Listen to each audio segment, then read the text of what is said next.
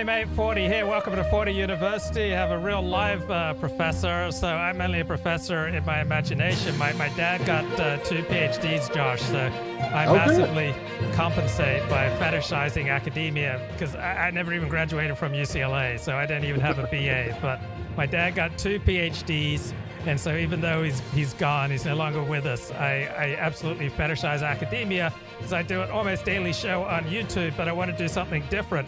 So I find I often get a more profound understanding of what's happening in the world around me by consulting academia.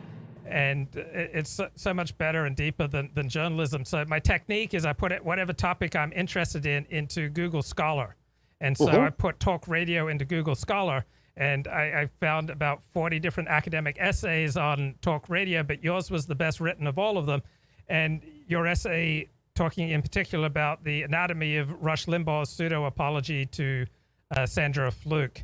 And I just really love the way you broke it down. It was just so clear because most academic writing is abstruse. Is that fair? Is it Yes. relatively rare to encounter like really clear, simple academic writing? I think that is too true. Supposedly, Albert Einstein said that the person that understands something the best explains it the clearest. I've seen people on the internet say, no, Albert Einstein never said that. I don't know. But the point is, that's kind of my motto. I would like to be as clear as I can be so that other people do not have to have a PhD in order to understand what I'm trying to say. I think some PhDs use academic jargon to obfuscate a little bit. They're not 100% sure, so they make up a new word and no one knows what it means, and now you can't really say they're right or wrong. Not all of them do that, of course. Some of them are just so deep into their field that it doesn't occur to them that ordinary people don't talk that way. But I think maybe because I also have a background in radio, I was taught to try to be as clear as possible, as simple as possible. And so it means a lot to me that you say that. I appreciate that. I do think that article might have misled you a little bit because I'm not sure I'm really an expert on talk radio, but I did have a good time analyzing. Some people listening will remember that case from about 2012 when Rush Limbaugh had to issue that apology to Sandra Fluke. And it was a clever apology. I don't know if it meets the definition of an ethical apology, but I think it was very clever. So thanks for reading that article. Oh, it was, I mean, so much of the academic discussion of talk radio just seemed absolutely pointless as far as me getting a show out of it. I mean, this is entirely tangential to the topic and why I led you to this show. But I was struck, like up until about 1990, all the academic research was essentially talk radio is for losers, for people who just have empty lives and they try to fill it through this parasocial relationship. Right. I mean, I don't know if you've had any interest in the academic discourse with regard to talk radio. And then it took a 180-degree turn. It said, well, talk radio listeners are more educated, more affluent, more politically engaged than the average person. So it just took a 180-degree turn circa 1990. It's just kind of curious. I don't know if you know anything about that or have any views. Well, my sense, I did a couple of years in talk radio about 2003, 2004. Wasn't that good at it. I was never going to be the next big star. And so I decided to go an academic route where I would have a steadier job and I wouldn't have to get up at 3 a.m. But my sense is that, yeah, talk radio kind of surprised a lot of people, kind of came out of nowhere. It kind of saved the AM radio band for a couple of decades because there was nothing else to put on there. As soon as FM music was a thing, nobody wanted to listen to AM radio. But talking sounds okay on AM radio. And so they started to do that. And obviously, Rush Limbaugh is probably the biggest name in all of that. But people started to figure out that, there were people who wanted some companionship. And whether they were in their cars or at home, they could get that from listening to somebody talk about things that they were thinking about and calling in. And so all that research about parasocial relationships, yeah, I mean, yes. Back when I was in radio, I occasionally had people come up to me, and I was not a big star, but people would say, hey, I just can't start my day without listening to your program. And that's a nice little ego trip there. It feels good. And it does matter to people. I mean, I've also worked in Christian music radio and some other things. And radio stations that do those pledge drives that everybody hates so much. The fact that you can get people to call in and give money to a radio station, I think, is evidence of the emotional connection people make to it. So, it really can connect with people. But I don't know. I mean, I think talk radio filled a niche. I think people who wanted information and were interested in politics, especially if they were in the car or maybe they were at a desk. They couldn't watch TV even after we had CNN, but they could listen to the radio. And so they knew what was going on. And then they also had some talking points if they were the sort of people that like to argue with their friends. So I certainly understand why it would start to appeal to a slightly more educated audience. But today, I think we just live in a world where media are so fragmented.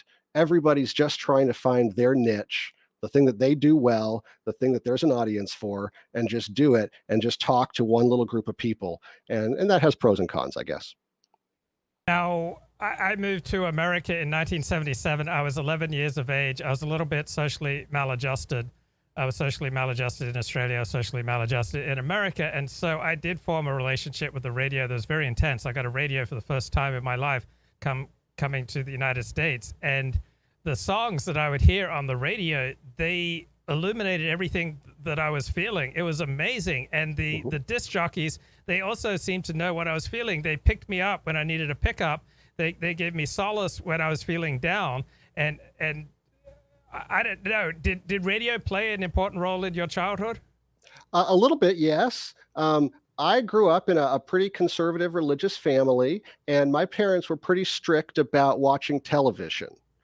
We did get a VCR when I was about 10 years old, and we could watch certain movies that were pre-approved and so forth, but we didn't watch a lot of TV. But I was allowed to have a radio in my room, and I could kind of listen to that as I wanted to. And so the thing that I started listening to was mostly sports radio. And for 3 years, my family lived in Puerto Rico when my father was in the Coast Guard, and we were stationed at a Coast Guard base there. And late at night, I would listen to Armed Forces radio that would carry basketball and baseball games from the US. And because of the time zone Puerto Rico was in, sometimes the games wouldn't even start until 10 p.m. or 11 p.m. And so I would hide under my sheets with my headphones. I think my parents knew what was going on and didn't care, but I would hide under the sheets until 2 a.m. or something, listening to ball games. And I loved it. Yeah. So you're a little younger than me. I'm 55. Yeah, I'm 41. Okay. So when you were 10, that was 30 years ago. So 1990 was Right. when you. Right. Okay. So my father was a preacher. So I grew up a Seventh-day Adventist. My dad did a PhD in Pauline rhetoric and a PhD in apocalyptic, I think Daniel 8:14. What denomination did you grow up in? Well, because we were a military family, my early years, we kind of moved around different denominations. But when I was 9, 10, 11, we kind of settled into a Presbyterian church. And my family still attends a Presbyterian church here in Texas. Oh, interesting. And what about rock and roll? Surely your parents had a problem with rock and roll? Oh, yeah, we had a problem with rock and roll when I was young. I can't remember exactly how old I was, but I had a friend who started listening to not regular rock and roll, mind you, Christian rock and roll. Okay, but I thought that meant he was going to go to hell, and I tried to save his soul by telling him to stop listening to it. And my parents found out about this, and they said, "You know what? That's not really. Maybe you've got the wrong idea. We have concerns about some of this music, but we don't think that this sends people straight to hell." And so they kind of realized that I was maybe a little too zealous about some of the rules that I learned growing up. And my teenage years were a period, I would not say they were a period of rebellion, but they were definitely a period of reevaluating some of the things that I heard as a child and saying, you know what, maybe some of these rules are not necessarily rules from God that everyone has to follow. Maybe some of these are just personal differences, and there's a little bit of room to disagree. And so, I mean, I still consider myself a Christian, and I'm glad for my upbringing, but I'm definitely not quite as, I know it's a pejorative term, but I'm going to just say rigid. I'm not quite as rigid as probably I was as a youngster. And what about rock and roll? Did that play a role in your life? Well, I went on to work for a couple of radio stations that played contemporary Christian music. And the Christians who don't like rock and roll don't like contemporary Christian music. And by that, I mean Amy Grant, Michael W. Smith, Stephen Curtis Chapman, Jars of Clay. I've been out of it for so long, I don't know who the big bands are today, I'm afraid. But I worked for those sorts of radio stations, and my parents were a little uneasy with it when I started doing that in high school, but they didn't tell me not to. And I did it through college and for a few years after college. And, I kind of got tired of it, to be honest with you, but I know there are many people who love it, and I think that's great. So you never had a stage where you were all up into secular rock and roll music? Now, my knowledge of mainstream music is embarrassingly weak. I was playing Trivial Pursuit with some friends one night, and I had to read the question, and I read it. I said something like, "Who's the lead singer of the band The Fugees?" And everyone laughed at me, and they corrected me. So I'm pretty uncool as far as that goes. What's The Fugees? I've never heard of them. Well, I think that is... I think Josh Duhamel was dating the lead singer for a while. Anyway, I think it's the Fugees, actually, is how you're supposed to say it. But it's totally outside of my wheelhouse. So did you have a time when you totally left Christ behind? No, mercifully, I did not. I say that because I'm glad to be a Christian today. I had a period in high school where I was sort of seeing a girl that my parents didn't know about behind their back. And when they found out about that, we had a talk, but that didn't end up, going terribly far. So I don't think I never really had a time where I didn't consider myself to be a Christian or where I thought that my religion was nonsense or something like that. So, and maybe that's a little bit unusual for people. A lot of people go through ups and downs. But I'm kind of low drama, I guess. Yeah. And how on earth did you become an academic? And at what point in your life did you suddenly get that vision of a life in the academy? Well, I worked in radio before college and through college and after college for a few years. My wife is an attorney, and so we moved to Oklahoma. We met in college in Arkansas. We moved to Oklahoma in 2008, and I got a job at a radio station in Tulsa, and she was making pretty good money with a law firm there. And one morning, after our morning show was over, the boss came in and he said, at 3 p.m. today, we're going to flip the switch, and this station is going to be a different format. And everybody who's part of the old format is laid off. And we're having a big 11 a.m. staff meeting to announce the change to all of our salespeople and everybody else. And you need to be out of the building by the time that happens. And that was a pretty kind and gentle radio firing. Based on what I've heard. Other people show up and their key card doesn't work anymore, and that's how they discover they don't have a job. People get called out in the middle of their air shift and not allowed back in. So it was still startling to me, but I kind of knew it could happen at any time. And I reflected on my career, and I said, you know what? I like radio. It's fun, but I am not good enough at it to be one of those big stars who has really good job security and makes a lot of money at it. I am good enough to be a journeyman radio disc jockey who moves from town to town and makes $35,000 a year doing radio. And I'm not sure that that's fair to ask my wife to move for that. And I'm not sure that that's what I want to do for the rest of my life. But I do love to talk. And if I become a teacher, I can force people to listen to me talk, right? So I had taught a couple of classes as an adjunct instructor while I had been working in radio, and I thought teaching was a lot of fun. So I went to the Oklahoma State University and got a master's degree, and then I went to the University of Oklahoma and got a PhD, and that's kind of how it all started. And what did you do your PhD thesis in? My PhD thesis was a study on corporate apologies for a data breach. At the time, there were a lot of news stories about companies getting hacked and data breaches. And I thought, one of the things that was already out there in the literature was when you are responsible for a bad thing, a crisis or whatever, you need to apologize. If you're not responsible for it, then you can make excuses or you could respond in other ways. And I thought, data breaches are really interesting because whose fault is it? Obviously, it's the hacker's fault. The company did not want to get hacked, but the the public kind of feels like the company had a responsibility to keep people's information safe. And so maybe they fell down on the job. And so I thought, different people will have different reactions to this. Maybe I can get a nice range of opinions about this. So I did a couple of things. I did an experiment where I gave people different versions of different corporate apologies to see which one they liked the best. And then I did another thing where I asked people to write their own apology that they would like to receive from a company.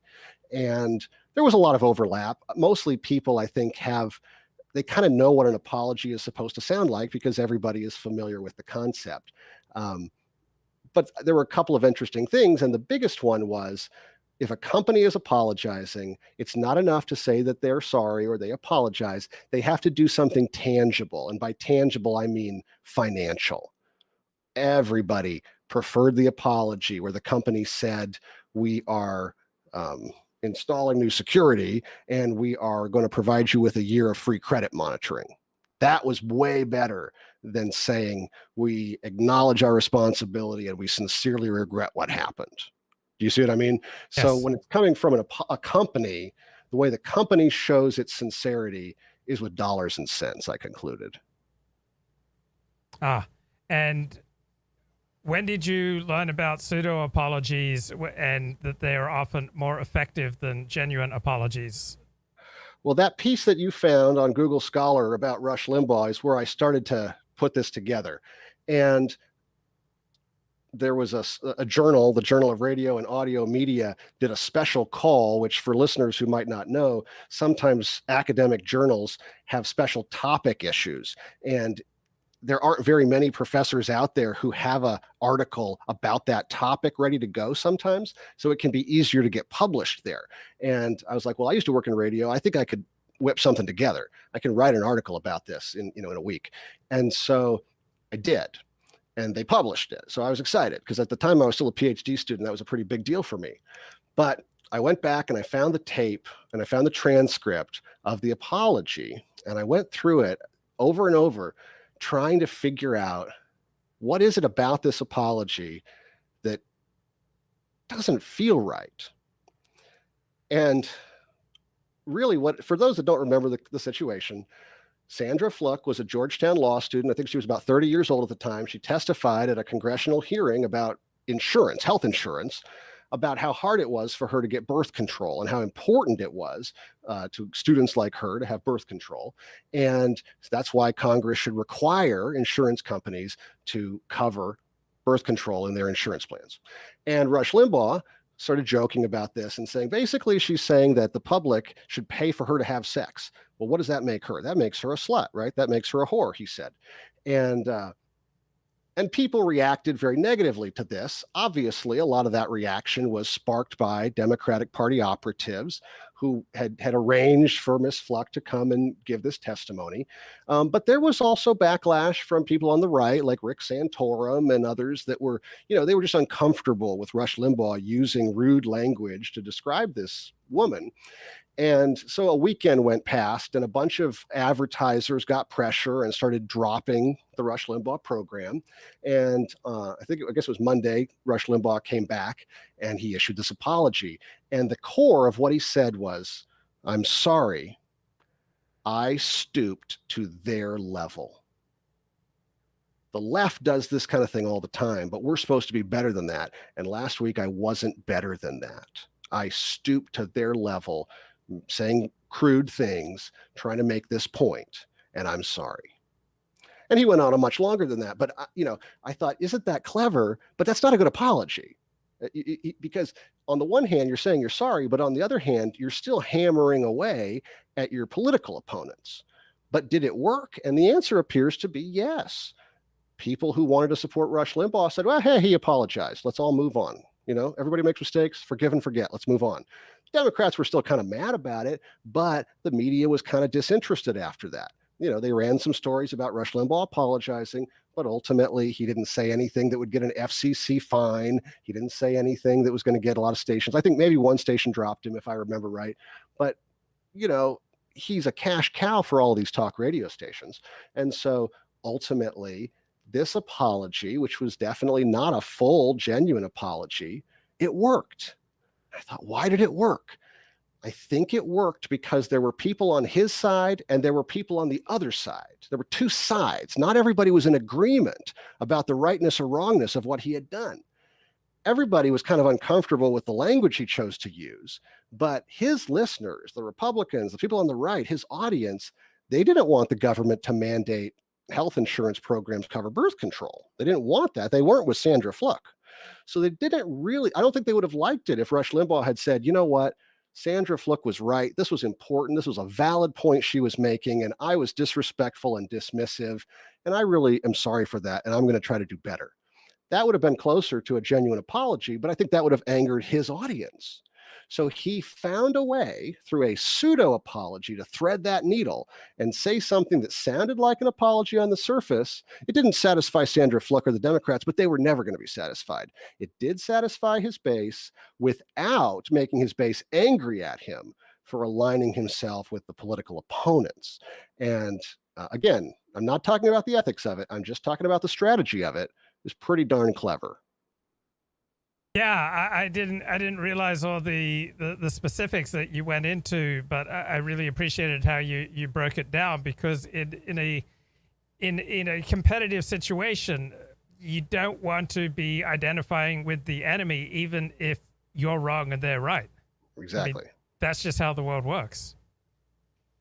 I mean, Yeah. this isn't church. This isn't seminary. I mean, this isn't like some moral abstract. In the real world, like we should naturally have a tribe or an in-group, and in the real world, you don't want to go identifying with your in-group's enemies if you want to maintain your in-group status. Yeah, I mean, that's in some ways that's unfortunate, but I do think that's sort of the reality of the world we live in. Yeah, I mean, it's unfortunate in that we're not living in heaven. Right. But for this world, I mean, anyone who starts identifying and apologizing to your in-group's enemies is going to lose his in-group, and he's going to be very lost and alone in the world. And I mean, some people are made of such stern moral fiber that they can go through with that. But most people, it's a really bad strategic decision. You Right. don't want to publicly go against your in-group. I think an example of that would be the so-called never Trump Republicans. Oh, yeah. Right. There are people in that group, and this is not necessarily people that I agree with or disagree with, but there are people in that group who used to be darlings of the right. For example, the magazine National Review used to be very well respected on the right, and I guess it still is to some extent, but it lost a lot of luster when it came out against Donald Trump. And there have been people that have left that magazine because they felt like it came back to Donald Trump in the last 4 or 5 years. And they're now, building their own media empire. And I wish everyone well in their careers, but I don't know if it'll work out long term or not. But it's certainly, these are people, names like Jonah Goldberg or David French, that people on the right might know, that were pretty popular, at least among sort of right-wing intelligentsia back in 2015, and are persona non grata in some quarters now because they chose to go against the tribe. Now, what about someone who's really, I assume Presbyterians have something of an in-group. I mean, sure. Okay, so they have an in-group identity, and then I'm thinking, like, who would be the biggest enemies of Presbyterians? That it would be a really bad decision for a prominent Presbyterian to make a fulsome apology to. I mean, would it be Muslims? Right. Would it be Methodists? Would it be Seventh-day Adventists? Would it be Catholics? Who would it? Jews? Who would it be? Right. Well, if we're talking about sort of the grubby church politics, right? I guess the Presbyterians have a pretty long-standing adversarial relationship with the Roman Catholics. Yeah. And of course, lots of Protestant Christians perceive a pretty strong adversarial relationship with Muslims. Yes. I would say if you if someone said something offensive about the Catholic Church or about Islam or something, some leader in Presbyterian circles, and then they came out and they said, I want to apologize. I know that we're all God's children. We're all going to be together in heaven one day, and I shouldn't use language like that. That would cause a firestorm, because there would be the assumption that no, only certain sets of beliefs get people into heaven, right? And so there would be the perception that by saying that, oh, we're all going to be in heaven together, that you've undermined traditional beliefs of the church. Now, if you didn't do that, if you simply said it was wrong for me to use that language, I still believe I still believe that we're different. I still believe that what you teach is wrong, but I'm supposed to love you and I'm supposed to be charitable towards you. I don't think that would get that much backlash, because repentance is so deeply built into a lot of religious traditions, right? So I think you can apologize, but you've got to be loyal to the core beliefs of your group. And if you betray those as part of your apology will backfire big time. Right. Now, has there been like any major soul searching on behalf of on behalf of Presbyterians vis-a-vis Catholics? Because I grew up a Seventh-day Adventist, and there was just so much visceral loathing, hatred of Catholics. It was huge in my upbringing. So when Seventh-day Adventists go to graduate school in religion, they get a talking to. They're in a secular university. They get pulled aside and said, okay, we know that Seventh-day Adventists, hate Catholics, but that's not on in this academic situation. You can't speak or act that way. So has there been any soul searching on behalf of the Protestant Presbyterian denomination that they perhaps went over the top with hatred of Catholics? Oh yeah, well yeah. I mean, I don't know all of the history, but the really traditional Presbyterians still follow the Westminster Confession of Faith that was written back in 1646. At the time it was written, there was a section in there that said the Catholic Pope was the Antichrist. The church, the Presbyterian church, has amended the confession since then, and that's gone. Okay, we've taken that out. And there's been a few other amendments along the way.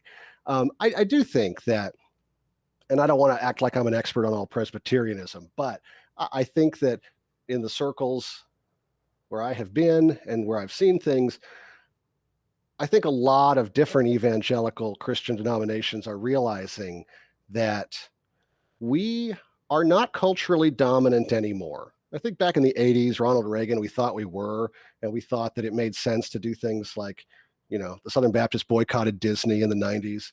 And, people were mad that an episode of NYPD Blue on ABC showed Detective Sipowitz's rear end and thought we should boycott ABC over that. Like, Christians in the United States used to feel culturally powerful, and it made them aggressive. Today, I think Christians are pretty conscious of the fact that they're not nearly as culturally powerful as they used to be. And I think that has provoked a little bit of soul searching and people saying, you know what? We need to try to show kindness and love to people in order to win them over, not push them around or bully them, because that's clearly not going to work. I think I heard something to the effect that the religion of America is something like niceness, that all the religions have largely given up their claims to the theological truth and exclusivity with regard to God in exchange for the civic religion of Americanism. Does that ring true? I mean, I hear what you're saying, and I think that you can find examples of that, absolutely.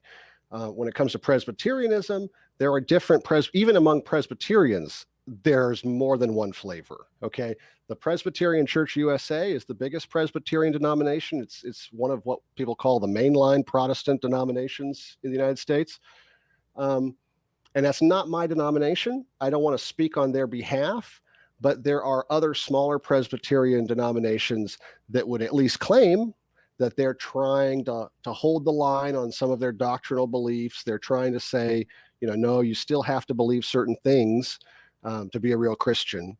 And but there's pressure. There's always pressure, because we do live in a society where we're supposed to be tolerant. We're supposed to live and let live, and figuring out how to hold certain beliefs that are by their very nature exclusive without being uncharitable to other people is something that a lot of people, it's challenging. Oh, it's impossible. But I mean, you can finesse it by compromising one way or another. Well, people do, of course. And then, so there's two ways to do it. One is to give up certain beliefs in order to be popular or to not seem like a jerk. Or the other is to accept the fact that some people will see you as a jerk. Those are your choices. Yeah. Yeah. How you are an associate professor at Texas Christian University. How Christian is your university?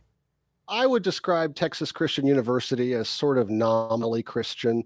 The university has an affiliation with the Christian Church Disciples of Christ, which is another mainline Protestant denomination, pretty big tent. But when I was hired here, nobody asked me any questions about religion. And I interviewed once for a job at Baylor University, which is a Baptist university, and they asked me quite a few questions about religion there. And I didn't get the job, so I don't know what that means. But at TCU, that didn't come up. There are people here who are Christian, and part of that is because it's Texas Christian University, but part of that is because it's Texas Christian University, if you know what I mean. We have a lot of students who are Christian, but we also have students from many other faiths. Nobody is required to go. There's no chapel requirement like some Christian colleges have. And the core curriculum does require people to take a class called Religious Traditions, but people can choose any religion. So it could be a class related to Christianity, but it could be related to Judaism or Islam or Buddhism or something else. And so, really students can choose to be involved in Christian organizations on campus, but it doesn't really come from the top. Now, I believe you're an associate professor, and the difference between, as I understand it, between associate professor and full professor is that full professors have tenure. If that's accurate, what do you have to do to get tenure? Well, so fortunately, there's three ranks. There's assistant professor, associate professor, and full professor, at least at TCU. And a lot of other universities have a similar scheme. So I did get tenure year and a half ago or so. Oh, congrats. So thanks. So, I mean, I have come to believe that tenure doesn't protect you if you do anything that makes the news. Yes. Okay. But as long as you are doing your job, then you can hope to have a lifetime sinecure, unless, of course, there are financial exigencies, and COVID-19 represented a financial exigency for every university in America. So I try not to rest on those laurels, but it is nice to have it. If you don't get it, you got to leave. So assistant professor is normally the first 5 years, and then you can be considered for tenure, and you're promoted to associate professor. And then the promotion to full professor is mostly just an increase in salary that comes later on. And I think it's because they figured out that it's terrible to take away all incentives from your employees. You have to give them something to keep working for. They'll just be terribly lazy. I used to do a show every week with a tenured professor. Mm-hmm. And I said to him one day, we were like largely doing the show on the weekly Torah portion. I mean, he was not Jewish, but it's just kind of an excuse to talk about anything with a polite sounding name on it, this week's Torah portion, and then we just go off in many directions. And then I said to him, hey, we should do a show comparing Torah with Mein Kampf. Okay. And I thought it was like a great topic, compare and contrast in-group, out-group dynamics, the pagan worldview versus the theistic worldview. Anyway, he got fired. Oh, no. Yeah. He was tenured. Wow. And he lost his job in large part because I said to him, let's do some shows on Mein Kampf. And he got a little discombobulated. He took it a little too far. To me, it was like an academic exercise. And, right. And he started going, oh, wow, Adolph's, got a good point here. Oh, no. Oh, no. Well, I had a professor when I was in grad school who used to work at Tulane, and then Hurricane Katrina hit New Orleans, and a bunch of people got laid off. And so he ended up at Oklahoma State when I was a student there. And he said, you think tenure is a guarantee? It's not a guarantee. And so, there are pros and cons to the tenure system. That's not really the point, but I try not to live as if I can do anything I want now. I'm trying not to take responsibility because he took it like way beyond what I was thinking of. But I introduced him to the book and suggested to him the book that just turned his life upside down. And I'm trying to tell myself I'm not responsible. Like what he did, it's like I offered him, a marijuana cigarette and then he started doing crack. So I keep telling myself I'm not responsible, but like I do feel a little bad. And so I make a jihad on this show against the zombie bite theory of information.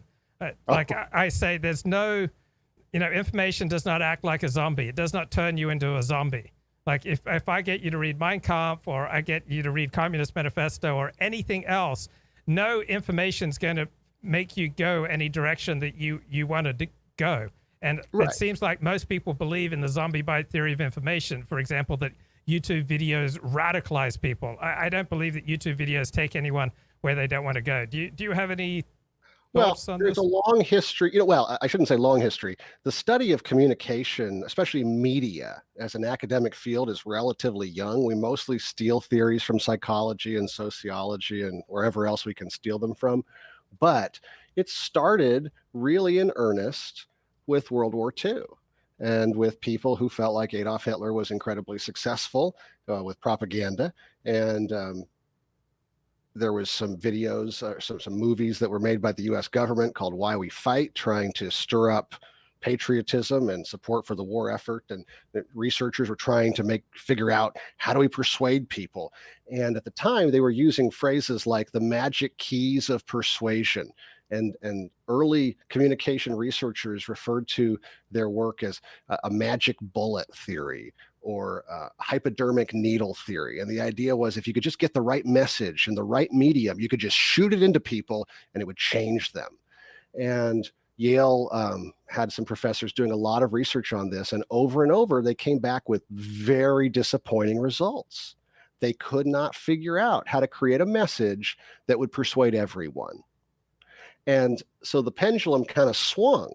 First, it said, oh my goodness, communication is magic. And if you just blast it at people, you will turn them into zombies.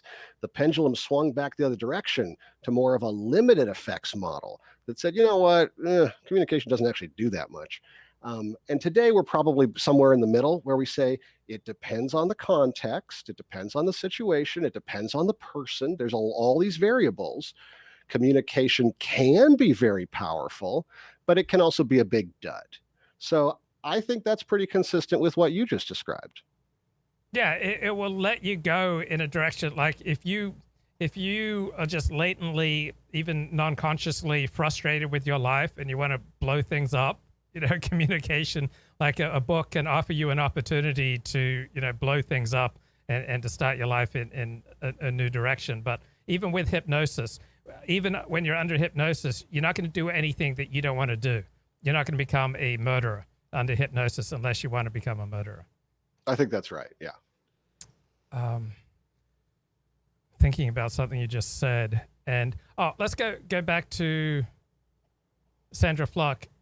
Mm-hmm. You describe her as a private citizen, but she volunteered to be a public personality on a highly contentious issue that the state should be funding, should force insurance companies to completely fund birth control. And she talked publicly, I think in a Democrat organized hearing, about how important it was that the state would pay for her birth control and how much pain and inconvenience that had caused her. So how sure are you that she was still a private citizen? She'd been an activist for years. This was something that she was, very dedicated to in a highly incendiary topic. Sure. I'm challenging your description of her as a private person. I'll take that criticism. That's fine. I would say that, I'm not an attorney, but based on what I know about libel law, public figures have a higher burden of proof. If someone libels them, they have to prove that it was done with actual malice, not just negligence. I suspect that if Rush Limbaugh had been sued for libel against her, that she would have had to prove actual malice. She was probably at least a limited purpose public figure in her capacity as a witness on Capitol Hill. So I'll absolutely grant your point there. And the only thing I'll say in my defense is that when I was writing that article, I wasn't very interested in that, because if Rush Limbaugh's strategy for dealing with this controversy had been to say, hey, she's a public figure, she's put herself out there, she's in the arena, she's got to be willing to take the slings and arrows. If that had been his strategy, that would have been really central to the argument I wanted to make, but it wasn't. The argument I wanted to make was that he had a problem, because apologies are about dealing with perceptual problems. When people perceive that you've done something wrong, you can try to convince them that you didn't do anything wrong, but that is a tough row to hoe. And so he decided that the best thing to do was this pseudo-apology, which he did pretty artfully, I think. And so that's what I was interested in. I was mostly just sort of accepting and going with the media portrayals of her. Does studying the mechanics of apologies make one a better person? Well, you can use that knowledge for good or for bad, right? If you understand how apologies work, how to frame them, what to put in there to make people think you're really sorry, you can use that to manipulate people, and that's bad. You can also use it to genuinely try to rebuild a relationship or genuinely repair your reputation if you're really sorry for what you did. So in one sense, I guess I would say, knowing stuff is always better than not knowing stuff. So it makes you a more knowledgeable person. But as far as a morally better person, no, I think that knowledge on itself, on its own, doesn't make you better. I think you have to choose to use it the right way. Yeah. So your essays say that apologies, quote, apologies have become a staple of public discourse. Did this accelerate? I mean, are we doing this more now than 20 years ago, 40 years ago, 60 years ago? And if so, when did we change? When did they become more of a staple? So have become implies that they were not. Yeah. I can't prove what I'm about to suggest. This is not something I've studied carefully, but this is my speculation. If you go back and compare Richard Nixon's resignation speech in 1974 during the Watergate scandal with Bill Clinton's speech during the Monica Lewinsky affair, you'll see that Richard Nixon doesn't really offer any apology. He does allow for the possibility that maybe some of his judgments were wrong, but he says, whatever I did was for the good of the country. And he resigned. Bill Clinton, 1998, says, what I did was wrong. Now he emphasizes the fact, it was private and people shouldn't be prying into my family's business, but it was wrong. And, and later on, in December of 1998, in the middle of all the impeachment stuff, he made a couple of statements where he talked about how he was sorry and he had done things wrong in words and deeds and so forth, and he survived. Now, Watergate is not exactly the same situation as having an affair, consensual affair with an intern, but I think somewhere, well, it's not very precise, I grant you, but somewhere between 1974 and 1998, it changed. And Bill Clinton proved that it changed. He demonstrated that you could survive in the highest political office by admitting you were wrong. I think when Richard Nixon was president, admitting you were wrong had to come with a resignation. And since he had already decided he had to resign, there was nothing strategic to gain by offering any kind of apology. What Bill Clinton demonstrated was that you could keep your office if you gave the right kind of apology. And no doubt there's lots of factors that went into that. Some of it was that the Democrats controlled the Congress at the time that Bill Clinton was facing that. But I mean, some of it was the public willingness to accept moral failings in their leaders. So there's a lot of factors. But I think that from that point on, people in positions of power were like, should I really give this up or should I just offer an apology? And if I have a constituency that wants me to stay, that is willing to help defend me, then an apology plus their activism on my behalf is probably going to let me keep my position. So that's my guess. I can't prove that that's true, but that's what I would suggest. And what about, there's a phenomenon, okay, so with Rush Limbaugh's situation, that would not have happened in all likelihood 10 years earlier, before Media Matters. Okay, Media Matters started taping talk radio and then highlighting outrageous things that were said. So prior to Media Matters, let's just posit perhaps Rush Limbaugh, these remarks would have been less likely to hit the news? I think that's possible, certainly. Yeah, I mean, Media Matters, I teach classes in public relations, and we tell our students, journalists and newsrooms all around the country are understaffed and overworked, but they still have that news hole to fill. If it's a newspaper, they have a certain number of inches they need to fill. If it's a TV broadcast, they have a certain number of minutes to fill. And part of what we do in public relations is help them fill it. And that's one of the things Media Matters does, right? They find salacious tidbits from, I guess, mostly from the right, and then they bring them to media outlets that they think might be interested, and they help those journalists fill that news hole. And the journalists have an ethical duty to do their own reporting and make sure they're not just taking something from any PR person, but sometimes they're busy, and sometimes they are sympathetic, and sometimes they kind of go with it. And so they're receptive to these PR efforts, and they run it, and it blows up in a way that maybe it wouldn't have otherwise. So yeah, I think I agree with that. And also people were not taping talk radio looking to blow people out of the water. What Rush Limbaugh said was kind of almost par for the course with talk radio. Sure. But we then had the development of the left-wing response to talk radio, which was to start monitoring. So if there'd been no monitoring by hostile actors, then Rush would probably have it wouldn't have been a story. But we've had the rise of monitoring. And so we're taking things out of one particular situation, one particular relationship, where what he said wasn't necessarily a problem. And then putting it on the news where just a person watching hears these remarks out of context. It's like, oh, this is socially unacceptable. And then the advertisers jump in. So just like if you or I had excerpts taken of things we've said in one particular context, and then they were played on the news, we'd be looking to apologize. Right. Context obviously matters. I think the big problem for Rush Limbaugh was that people who would like to support him are being asked about his comments now because there's a tape, because there are news reports, Republican members of Congress, or even ordinary listeners when they see their family, people are being like, did you hear what Rush Limbaugh said? You don't listen to that guy, do you? What a misogynist, what a pig, right? And this creates a problem for the people that want to support him, because they have to answer these complaints.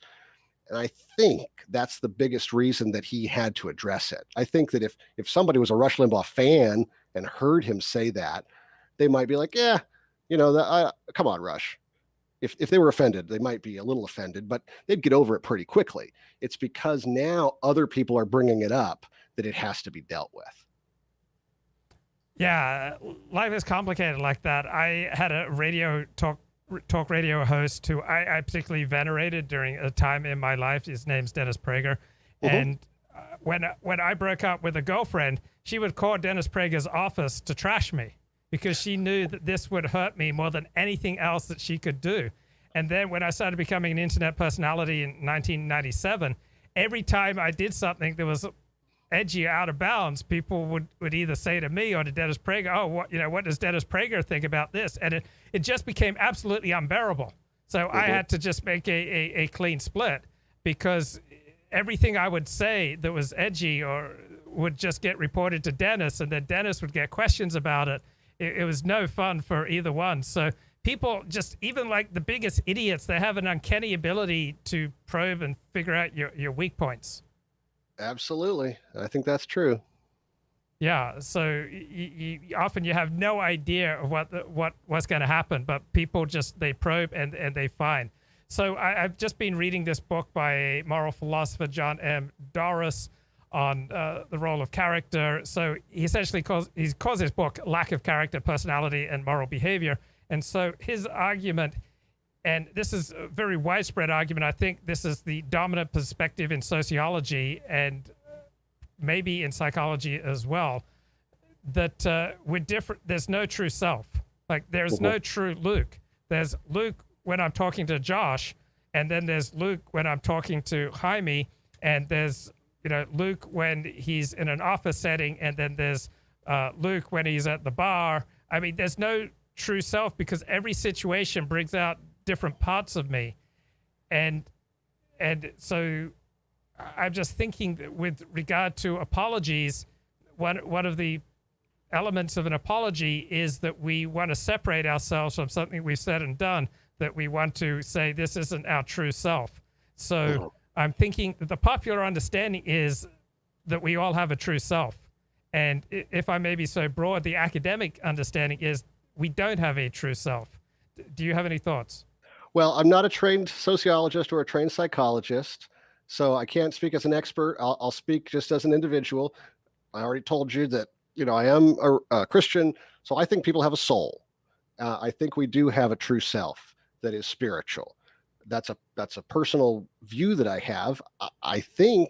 I'm sure that the experts have a rebuttal to what I would say, but I think there's some empirical reason to believe that there is a mind or a soul in us that is separate from just our physical body. I think there's a reason to believe that existence is not purely matter. I'm not a materialist.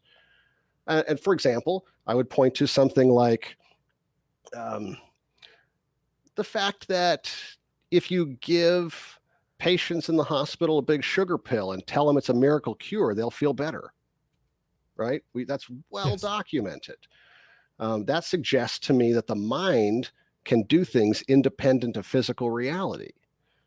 Even just the fact that human beings across continents and across generations, not all, of course, there are devoted atheists who are very intelligent, but overwhelmingly, human beings believe that there is something spiritual. That doesn't prove it's true. That's not logical proof. But to explain that as some sort of, you know, I'm just not individually, I'm not satisfied that that's just a product of evolution. It's not clear to me really what the advantage of that is. I'm sure that there are experts who will explain to me. But I think there is a true self. I think there's a mind or a soul or whatever you want to call it. Now, when it comes to apologies, if there is, you know, a moral soul to people, then turning away from wrongdoing, being sorry for hurting others, has a real moral significance to it. But even if there's not, then what does that make an apology? An apology is a social ritual that sends a signal. It signals to people that a person recognizes that they have violated social norms and that they have an intention to uphold those social norms in the future. And on that basis, that person can go from being rejected or ostracized to being brought back into the fold, if you will, right? So it still serves a purpose. It's just, it's more of a signaling purpose. Does that make sense? Yes. So we're essentially vowing to uphold social norms in the future, and we're choosing to ignore that there are situations where every one of us is not going to uphold social norms. So I don't know if there are any traits about yourself that you think are true universally in your life, because I would argue to you that there are plenty of situations where these traits are not going to be evident. Okay, I think I guess the question is, does a trait have to be something that's evident in every situation? Can it be sort of sublimated, right? Can it still be there, but be overridden by other things that become more dominant under those circumstances. And I'm just making this up as I go along. Again, I'm way out over my skis here, but I would say I would argue again, and I'm sorry, I don't mean to turn your program into a Sunday school class, goodness, but I think that I think my Christian faith is something that's always part of me. I think it is. I don't, but I must admit, I don't always live up to it, right? So you could certainly come back and you could say, well, aren't there times when you don't act like a Christian? Yes, there certainly are. But even in those moments, I recognize that the beliefs of my faith are that people fall short and people need to be sorry when they do that. They need to repent. They need to ask God for mercy. And that's still part of me, right? So I guess that's the best I can think of to try to suggest that there is something about me that is consistent, but it's not consistent in my actions. Yeah, I'm trying to argue that it's consistent in my beliefs. But if a person is measured just by their actions, then of course, no one is consistent with their actions all the time. Right. So when you're in a hurry, when you've got too much to do and not enough time to do it in, or when I'm in a hurry, when anyone's in a hurry, they're going to become more curt, more short with their speech, less empathic, much more transactional in the way they relate to other people. So in these situations, the situation is probably going to have more of an effect on how you behave than anything else about you, whether you're a man of faith or an atheist. Also, if you're in an alley fighting for what you feel like is your life, with someone where it's like it's either him or you, that situation I'm sure is probably going to affect you more than anything inherent in you. And also when you're in competition, like the more competition that you feel in your situation, the much more likely you are to be spiteful. Right? When we feel the pressure of competition, we're going to be much more likely to want to lash out at other people and even like take a wound ourselves if we can, really administer a good wound to other people. So whatever one's perspective, the situation has a profound effect on us in ways that most people don't think about. No, I agree completely. Context matters, situation matters. Do you think that we have to choose one or the other? Because I think it's possible to argue that there is a true self, but that true self can be buffeted and can look different, can make different choices based on the situation. I don't think every action or every choice changes who we are. But I mean, do you think that to be logically consistent, we have to go all one or all the other? No. So these ideas are new for me, but I've really embraced them because for me, I have a problem with idealizing and devaluing people. I have had a lifelong habit of taking people I don't know very well, such as people on TV or people on the radio, and putting them on a pedestal. And it's like, Dennis Prager, here's an honest man. Dennis Prager, here is a courageous man.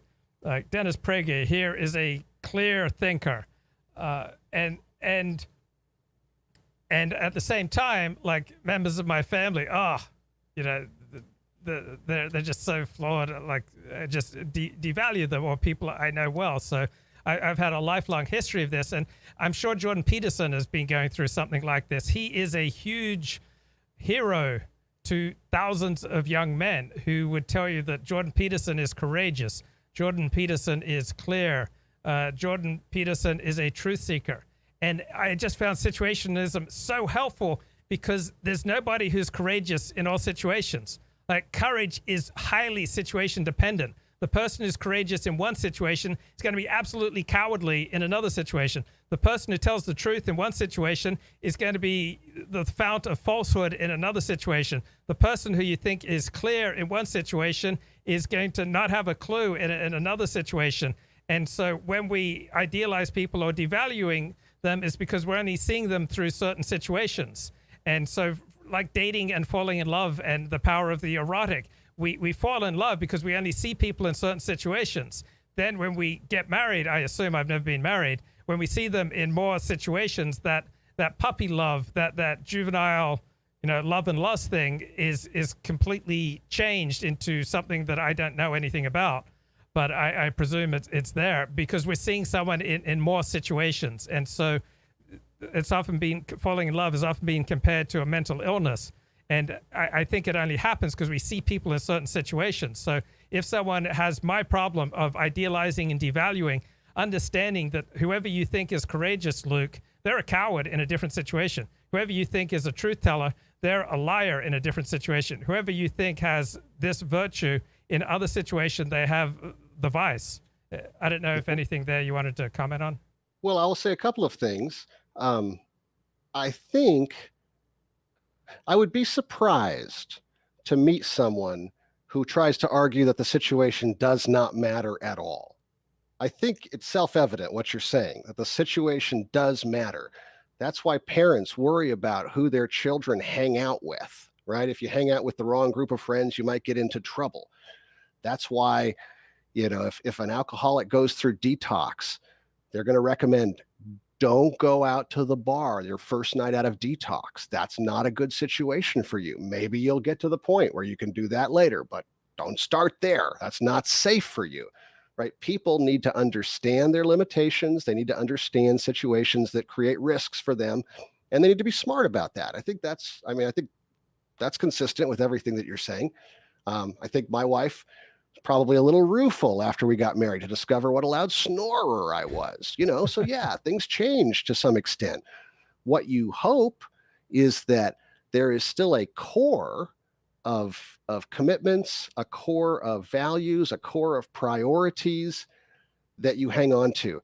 And when you make a mistake, an apology is a way to signal to people that this action, and I use the word mistake, but sometimes we willfully hurt people. Sometimes we willfully do what's wrong. It's not really a mistake. It's a misdeed. It's a transgression. When we do bad things, our apology is designed to try to show people that that's not who we are, right? I'm sure you're familiar with the concept of the fundamental attribution error. Yes. And right. And for any listeners that don't know, it's just the idea that when other people do bad things, we blame it on internal factors. They're a bad person. But when we do bad things, we blame it on external factors. Something happened to me. I couldn't help it. Right. That's just human nature, it appears to me. And if we understand that we have this tendency, it makes us, I think, more forgiving of other people, slower to be offended by them.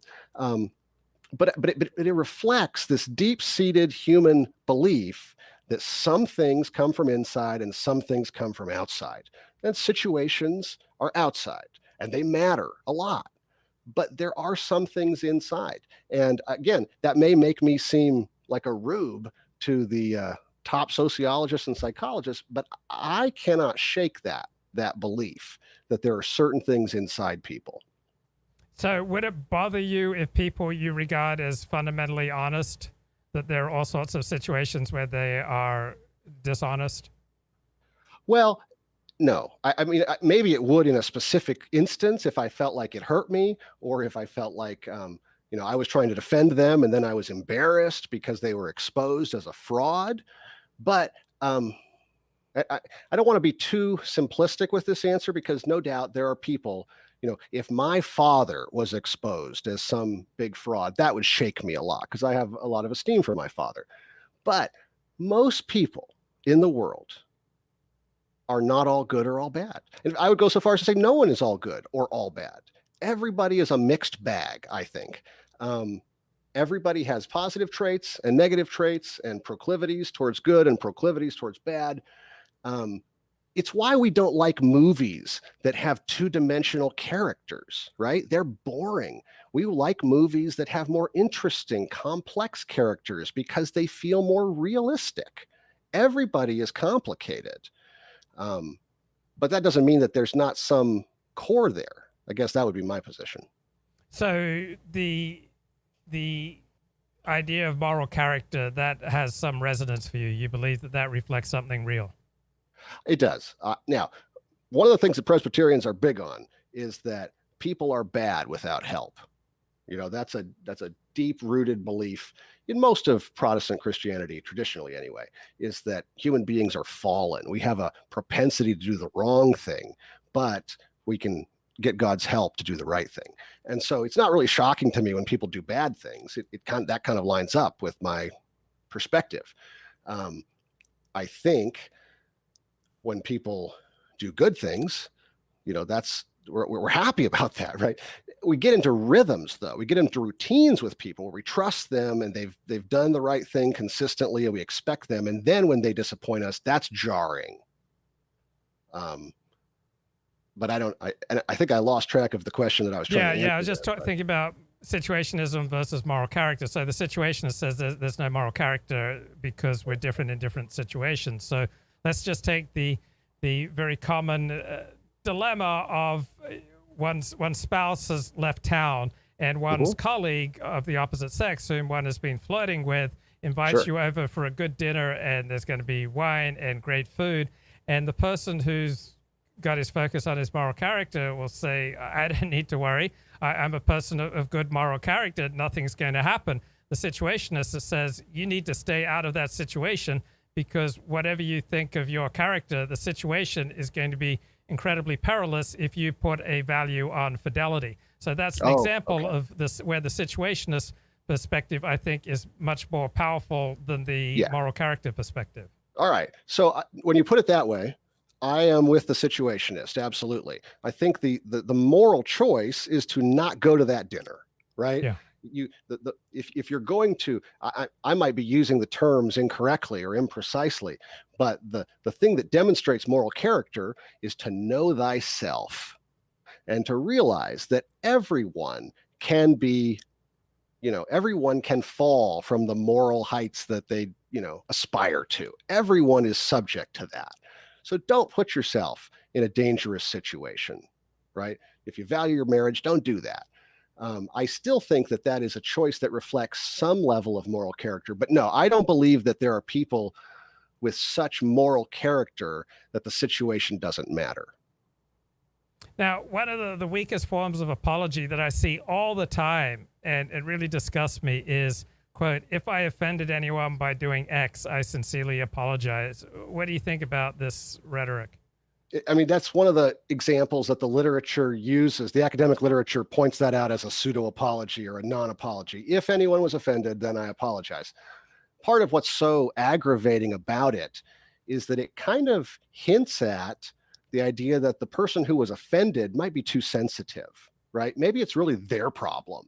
You're offended that I used the N-word, or you're offended that I was complimenting Adolf Hitler, or whatever it might be, right? You're offended by that. Well, if you were offended, then I'm sorry. It doesn't own the wrongdoing.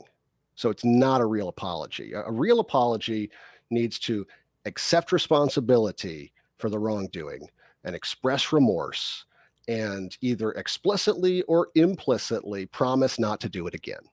And sometimes it's also appropriate to include some sort of an offer of reparations. Let me try to make it up to you.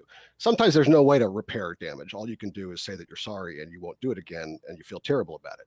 But, if I offended you, I apologize. Yeah, that's a big old cop-out. Now, it feels new to me. When did we suddenly start getting offended by people, I don't know, using the N-word or saying negative about the transgendered? Or, I mean, there seems to be a massive explosion in being offended by things that aren't directly related to you. It's just like if someone says something negative about my group, I am now offended. This seems new in American history. At least we've had a substantial explosion of feeling offended over things that don't directly concern me. Sure, but we probably have things that 50 years ago would have offended people that don't offend us anymore, right? So probably there would have been a time when lots of people would have been offended if someone said "God damn," even if they weren't religious, right? Like, I'm not a Christian, or I'm not Jewish, I'm not Muslim, I don't care if you talk about God, but I'm still offended that you said that, because that's a violation of a social norm. And, the strongest, the highest social norm that we have of things that don't constitute actual criminal offenses, I think right now, is the use of the N-word, right? That'll get you canceled. And so if you know that this is a social norm, we don't say this word as a society, and obviously not every individual in society agrees with that, but if society has said this is our new social norm, we don't say that for whatever reason. How did we get to that point where that's the thing that is the worst thing? Well, it probably has to do with a lot of the research that's been done related to race and the history of slavery and all of that, and there's politics tied up in all of that too, I realize. But we have gotten to the point where that's the really, really bad one. And if somebody does that, they have violated a major social taboo, and they have sent a signal that they are different from everybody else who knows better than to use that word. So I just put, I'm sorry for interrupting you, I just put the word offended into Google Books NGram viewer, and basically from 1920 to 1980, the word was hardly ever used comparatively, and then there's just been an explosion in feeling offended, the use of the word offended from 2000 on. Sure. So I think we have had a social change as far as taking offense. I accept that. I agree with that. I would say that people, part of it is our communication technology has made it easier for us to let everyone know that we're offended. And it's easier for us to find out what somebody we never met said somewhere that we weren't and be offended by that. So some of it is social media and internet and all that stuff. That's part of it. And part of it might also be that as a society, we have made a transition from, sticks and stones can break my bones, but words can never hurt me, to saying words are very powerful. Words can hurt just as much as sticks and stones. Well, in one sense, that's nonsense. If I tie you in a chair and I say, all right, you get to choose. For 1 minute, I will beat you with a bat, or for 1 minute, I will hurl insults at you. What are you going to choose? I hope you choose the insults because you might not survive the bat, right? In one sense, sticks and stones are still more dangerous. They are direct forms of violence. But it isn't quite true what we used to say, that words will never hurt me. Words are powerful to hurt people's feelings and change the way people think about themselves. And words can sting and words can wound, but in a metaphorical sense. But they do matter. And as a society, we have recognized that they matter, and we have worked hard to try to change the way we refer to different groups of people, the way we refer to people that have certain types of disabilities, the way we describe things. We have tried to become more sensitive. For the most part, I think that is good. We should care about other people's feelings. But we have also cultivated, in our young people, I think, and they're growing up now, we have cultivated this idea that if somebody said something that hurts you, then they were bad to say that. And my response is, well, it depends.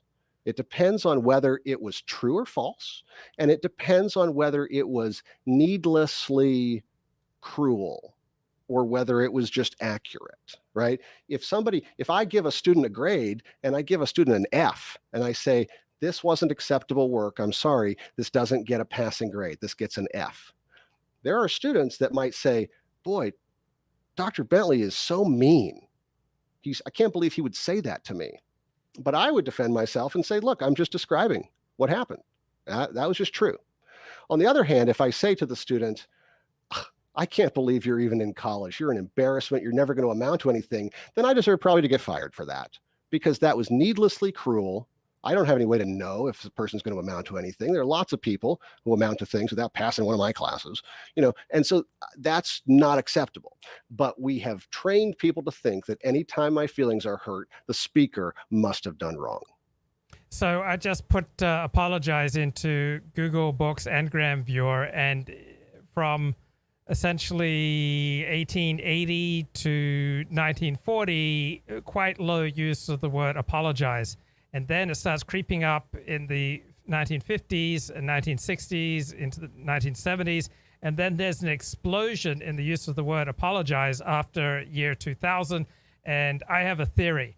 So prior to 1960, being a victim was considered uncool. Virtually nobody wanted to be thought of as a victim. So, for example, after World War II, there was no initial use of the word Holocaust. Like if you'd asked someone in 1948 about the Holocaust, they would not have a clue what you're talking about. And if you'd applied it to World War II, they would have thought about the 60 million people who approximately died in World War II.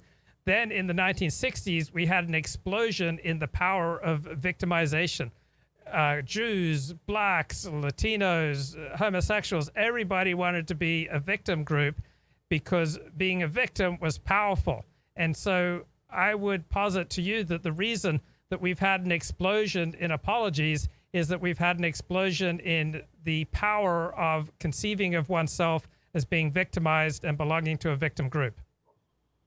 Well, I'm open to that argument. I would say, I mean, we're not really saying whether it's appropriate to be a victim or not. In some of these cases, obviously, there's real victimhood, right? Genuine victimhood and people who are really victims. In some cases, there may be people who are trying to jump on a bandwagon. That could be. So yeah, I'm open to that argument. I think that, but I also, I'm not discounting that. I also think that information technology contributed to that. I'm a big believer in the effects of the internet at suddenly making things everybody's business that weren't everybody's business before, and people having opportunities to be offended when they didn't before. Yeah, but it'd be hard to think of our current apology culture without all the incentives for thinking of oneself and one's group as a victim. You may be right. But I would say, I'm thinking about my childhood in the 80s and the things that people in my Christian subculture were outraged about.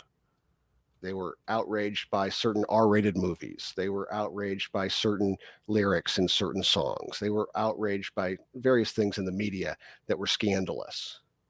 And I don't think they saw themselves as victims at that time. I think they saw themselves as the protectors of what was good and decent. And certain things crossed a line for them. And so it's certainly possible to be outraged and to want an apology without seeing oneself as a victim.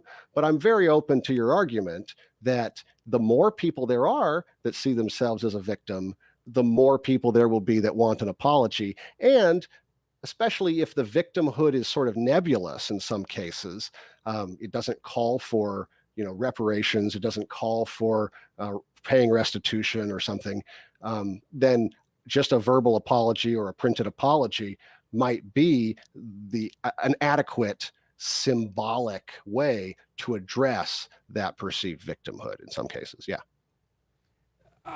Is there a growing sense of victimhood among Presbyterians in your lifetime? I mean, everyone else is on the gravy train. I mean, you guys, why aren't you on the gravy train? I'm sure that we are to some extent without realizing it. I think that, the victimhood mentality, again, and I don't use that term to suggest that there are no real victims. I think there are, but I think there are also faux victims. And if I thought I was a victim, I would be a faux victim because I've had a good life and people are nice to me, and I don't, but I can still find things in my life to complain about. And I have to tell myself, well, you know what? Life's not perfect and you got to just deal with it, be an adult.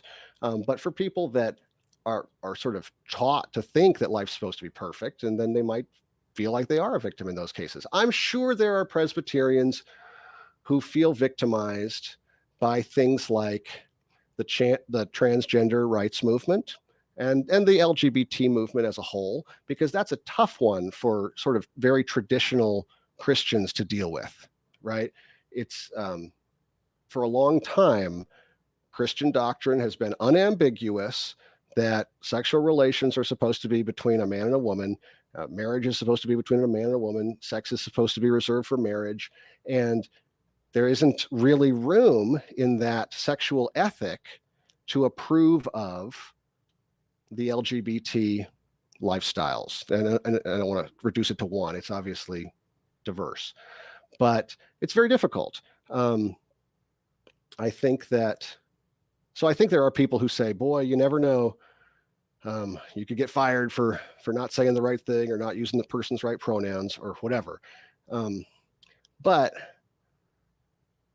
my view is that if someone is a good Presbyterian, they're also supposed to believe that God made everybody, that God made people in the image of God, that everybody has inherent dignity, inherent worth, and everybody should be treated with love and kindness. So I think if we focus on that, we might get backed into a corner where somebody wants to talk about our views about sexual morality. And I think people should be honest about their views. But I think if a person's life demonstrates that they value every human being and are striving to show them love and respect, I think they can sleep well at night, not feel too victimized, and feel like they're doing what they were supposed to be doing. So I'm going to take a risk here and go into left field. I grew up among Protestants. Seventh-day Adventism is a type of Protestantism. Everyone I knew till about age 18 that I knew well was a Protestant. And one thing I noticed, that there was no veneration of the idea that you can treat outgroups differently than your in-group. There was no idea that it was okay to screw over an outgroup. I mean, it's not that the people I was around were good or, always good and kind people, but there was not this in-group, out-group difference that I've noticed upon converting to Orthodox Judaism, and now I see it all over the world. I realize that in-group versus out-group distinctions are the dominant way that humanity lives life. And I listen to you, and I just think that you're so emblematic of Protestants and how vulnerable you are, because why on earth would a group that believes in universalist ethics, like even secular Protestants believe, secular atheist, people from Protestant background, even they believe in universalist ethics.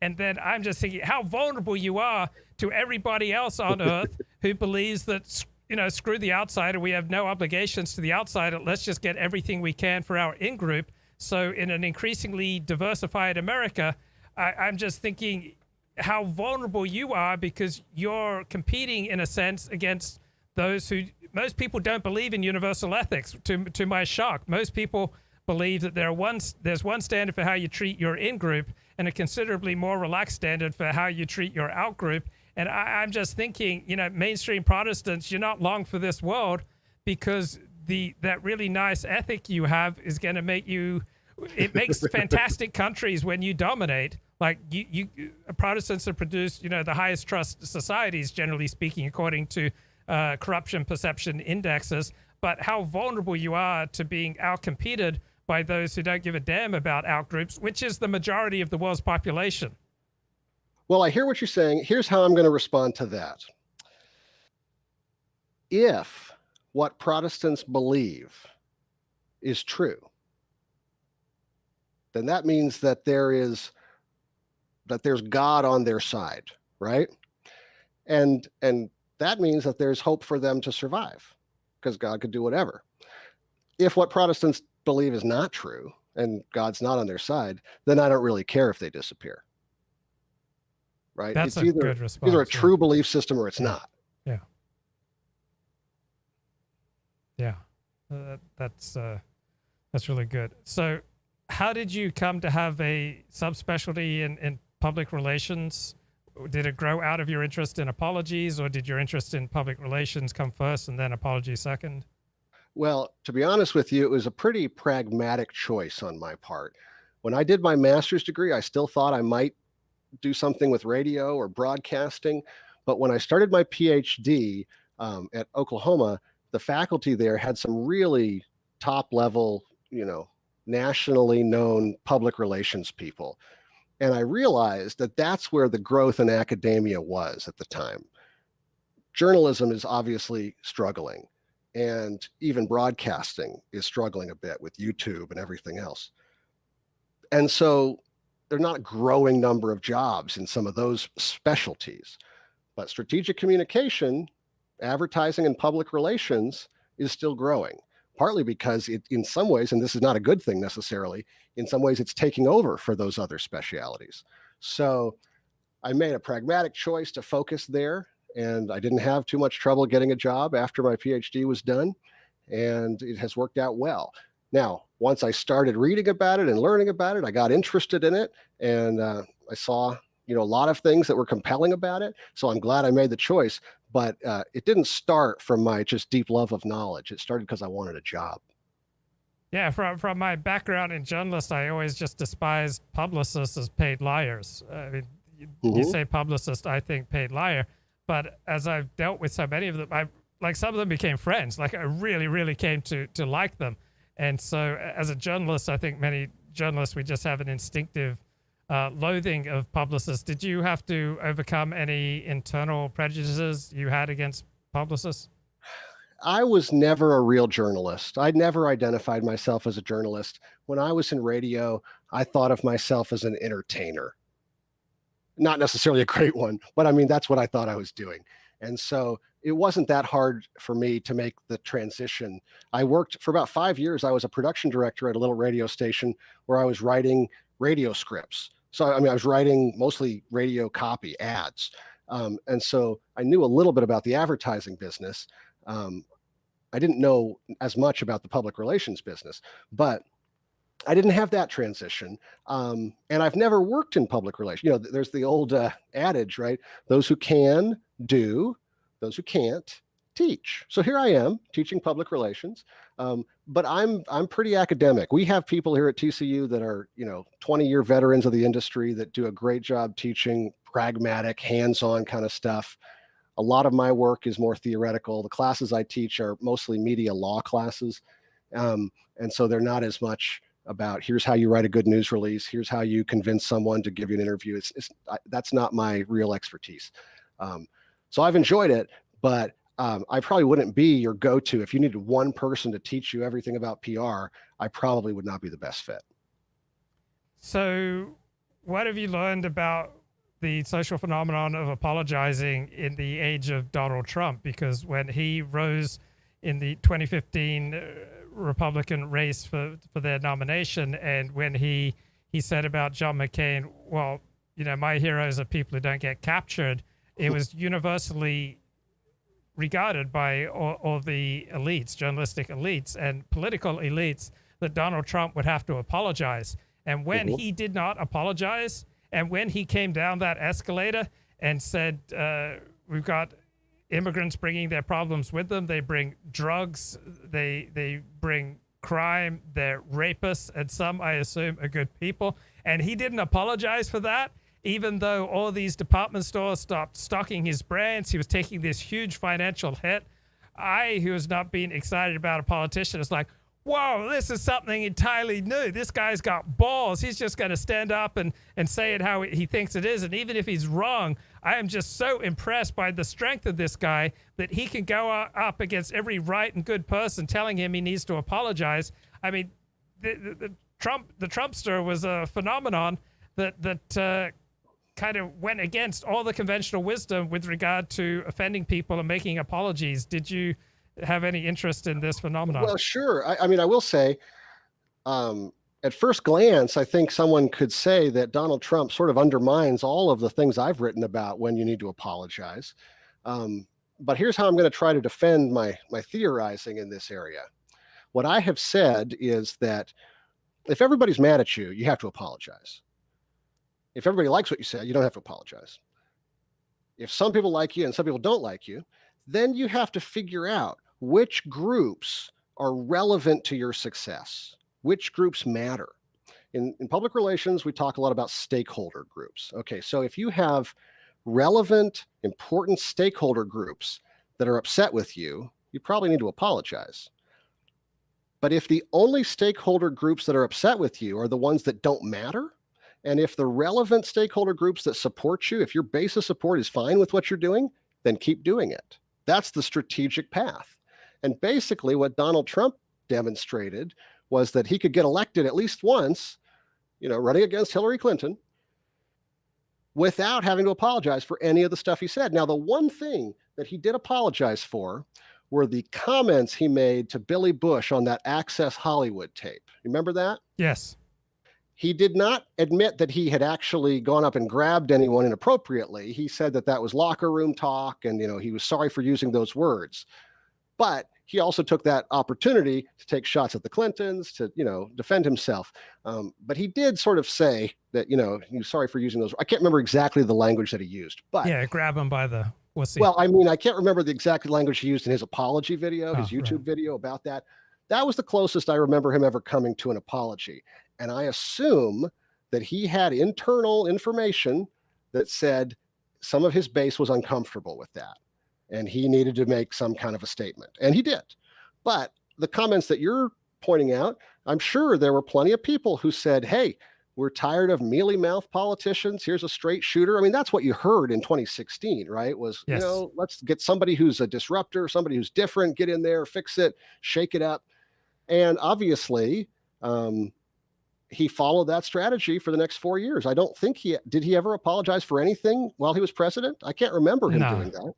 No, because his brand was, I'm a fighter and I'm fighting the left. They're attacking me. Look at all these unfair attacks. I never give an inch. I always fight. And his supporters felt like he was fighting not just for himself, but for them.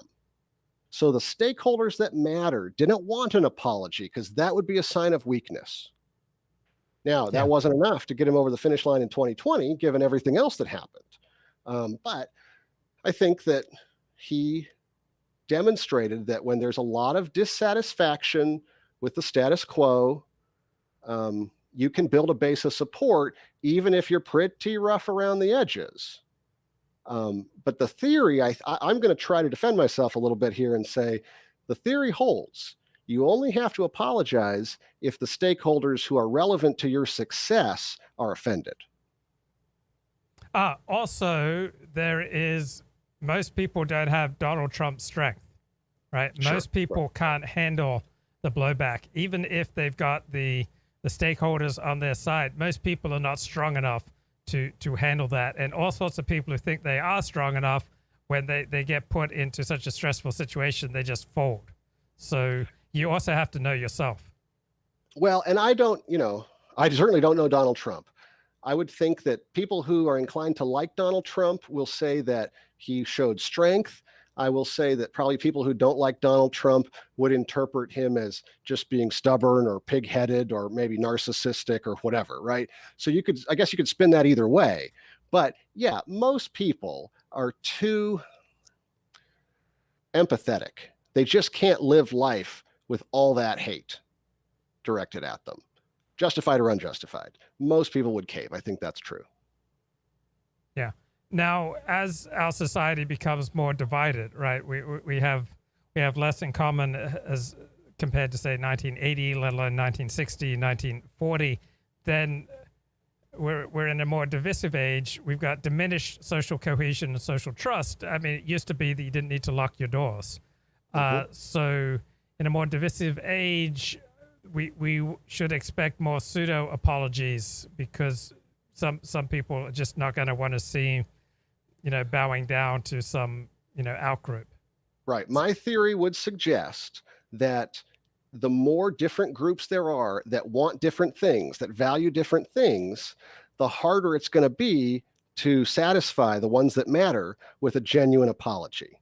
If Rush Limbaugh, going back to our initial example there, if he had said, look, Sandra Fluke had a right to talk about birth control. I mean, it's an important issue in her life, and I shouldn't have made fun of her. Obviously, that's something we ought to debate. If he had said something like that, his base would have been furious at him, I think. And so the more fragmented we are, theoretically, the more strategic it becomes to say something that is sort of wishy-washy. It sounds kind of like an apology to those that aren't paying too close attention. And to the ones that hate you, they're not going to be happy with it, but they don't matter. And to the ones that want to be able to defend you, it'll give them a talking point. Now they can say, look, he apologized. So yes, what you're saying is right. If my theory holds, then the more fragmented we get as a society, the more the pseudo-apology will be strategically advantageous. Also, I'm just thinking off the top of my head about the rise of civil rights, which then had all sorts of implications for anyone running a business. They then had to start up HR departments. You did not have these massive HR departments. They become largely staffed by women, and you had to be seen as a business doing all these things to proactively pursue diversity and inclusion, because that would make you purportedly less liable to get sued. And so we've essentially had the rise of effectively speech codes in the workplace. So I would think that has also fueled the need for apologies, because even if you as a CEO, or even if you as an employee don't think you did anything wrong, now there are government mandates about diversity and inclusion which heavily regulate effectively speech in the workplace. So I think that just navigating a bureaucracy has incentivized the apology culture. Any thoughts? Well, I would say this. I think that as a society, and maybe this is, I hope I'm not repeating what we've already talked about too much here, but I do think as a society, we have tried to be more sensitive. My wife, we're talking, she graduated from law school in 2008. Okay. It wasn't a long time ago, but she has had other attorneys scream at her in ways that they would not to a man, in my opinion. She, and I've heard stories, the former Supreme Court Justice, Sandra Day O'Connor, had trouble getting a job with a law firm except as a secretary when she graduated from law school, right? I happen to know a tiny bit about the legal profession because my wife is in it. But, there have been discrimination in hiring, and there's sexual harassment. It's not, it's a real thing. I don't know if it's as prevalent as some people argue, but I guarantee it's more prevalent than others argue. There are real issues. And as a society, we've tried to be sensitive to these issues. And I don't think that is inherently bad. Sometimes we go too far in trying to use regulation to fix every little misdeed that people commit. But in principle, I'm in favor of trying to make sure that people aren't being discriminated against in the workplace and so forth. Here's the thing, though. Human beings screw up. Human beings say things that are offensive, sometimes on purpose, but sometimes as an accident. And part of what an apology does, just an off-the-cuff apology. Oh, I'm sorry. I bumped someone in the hall. Oh, I'm sorry. Now that reframes that situation. So now hopefully they don't think I'm just a jerk who doesn't care about them. Hopefully they understand that that was a mistake, and I don't go around making a habit of bumping into people in the hall. Or if I tell a joke and someone is offended by it, I'm saying, okay, wait, I'm sorry. I didn't mean to offend you. I didn't think about it that way. If I'm willing to do that sort of thing, that is an amazing social lubricant, right? That smooths out lots of human interactions. If we discover that what we have done offended or hurt someone, and if it's not something we feel the need to stand on principle, then just saying, oh, I'm sorry, I didn't realize. A lot of times that just makes human life better. So I think I'm agreeing with you in part. Maybe I'm disagreeing with you in some part there. But yeah, when we're paying attention, we have to use some apologies.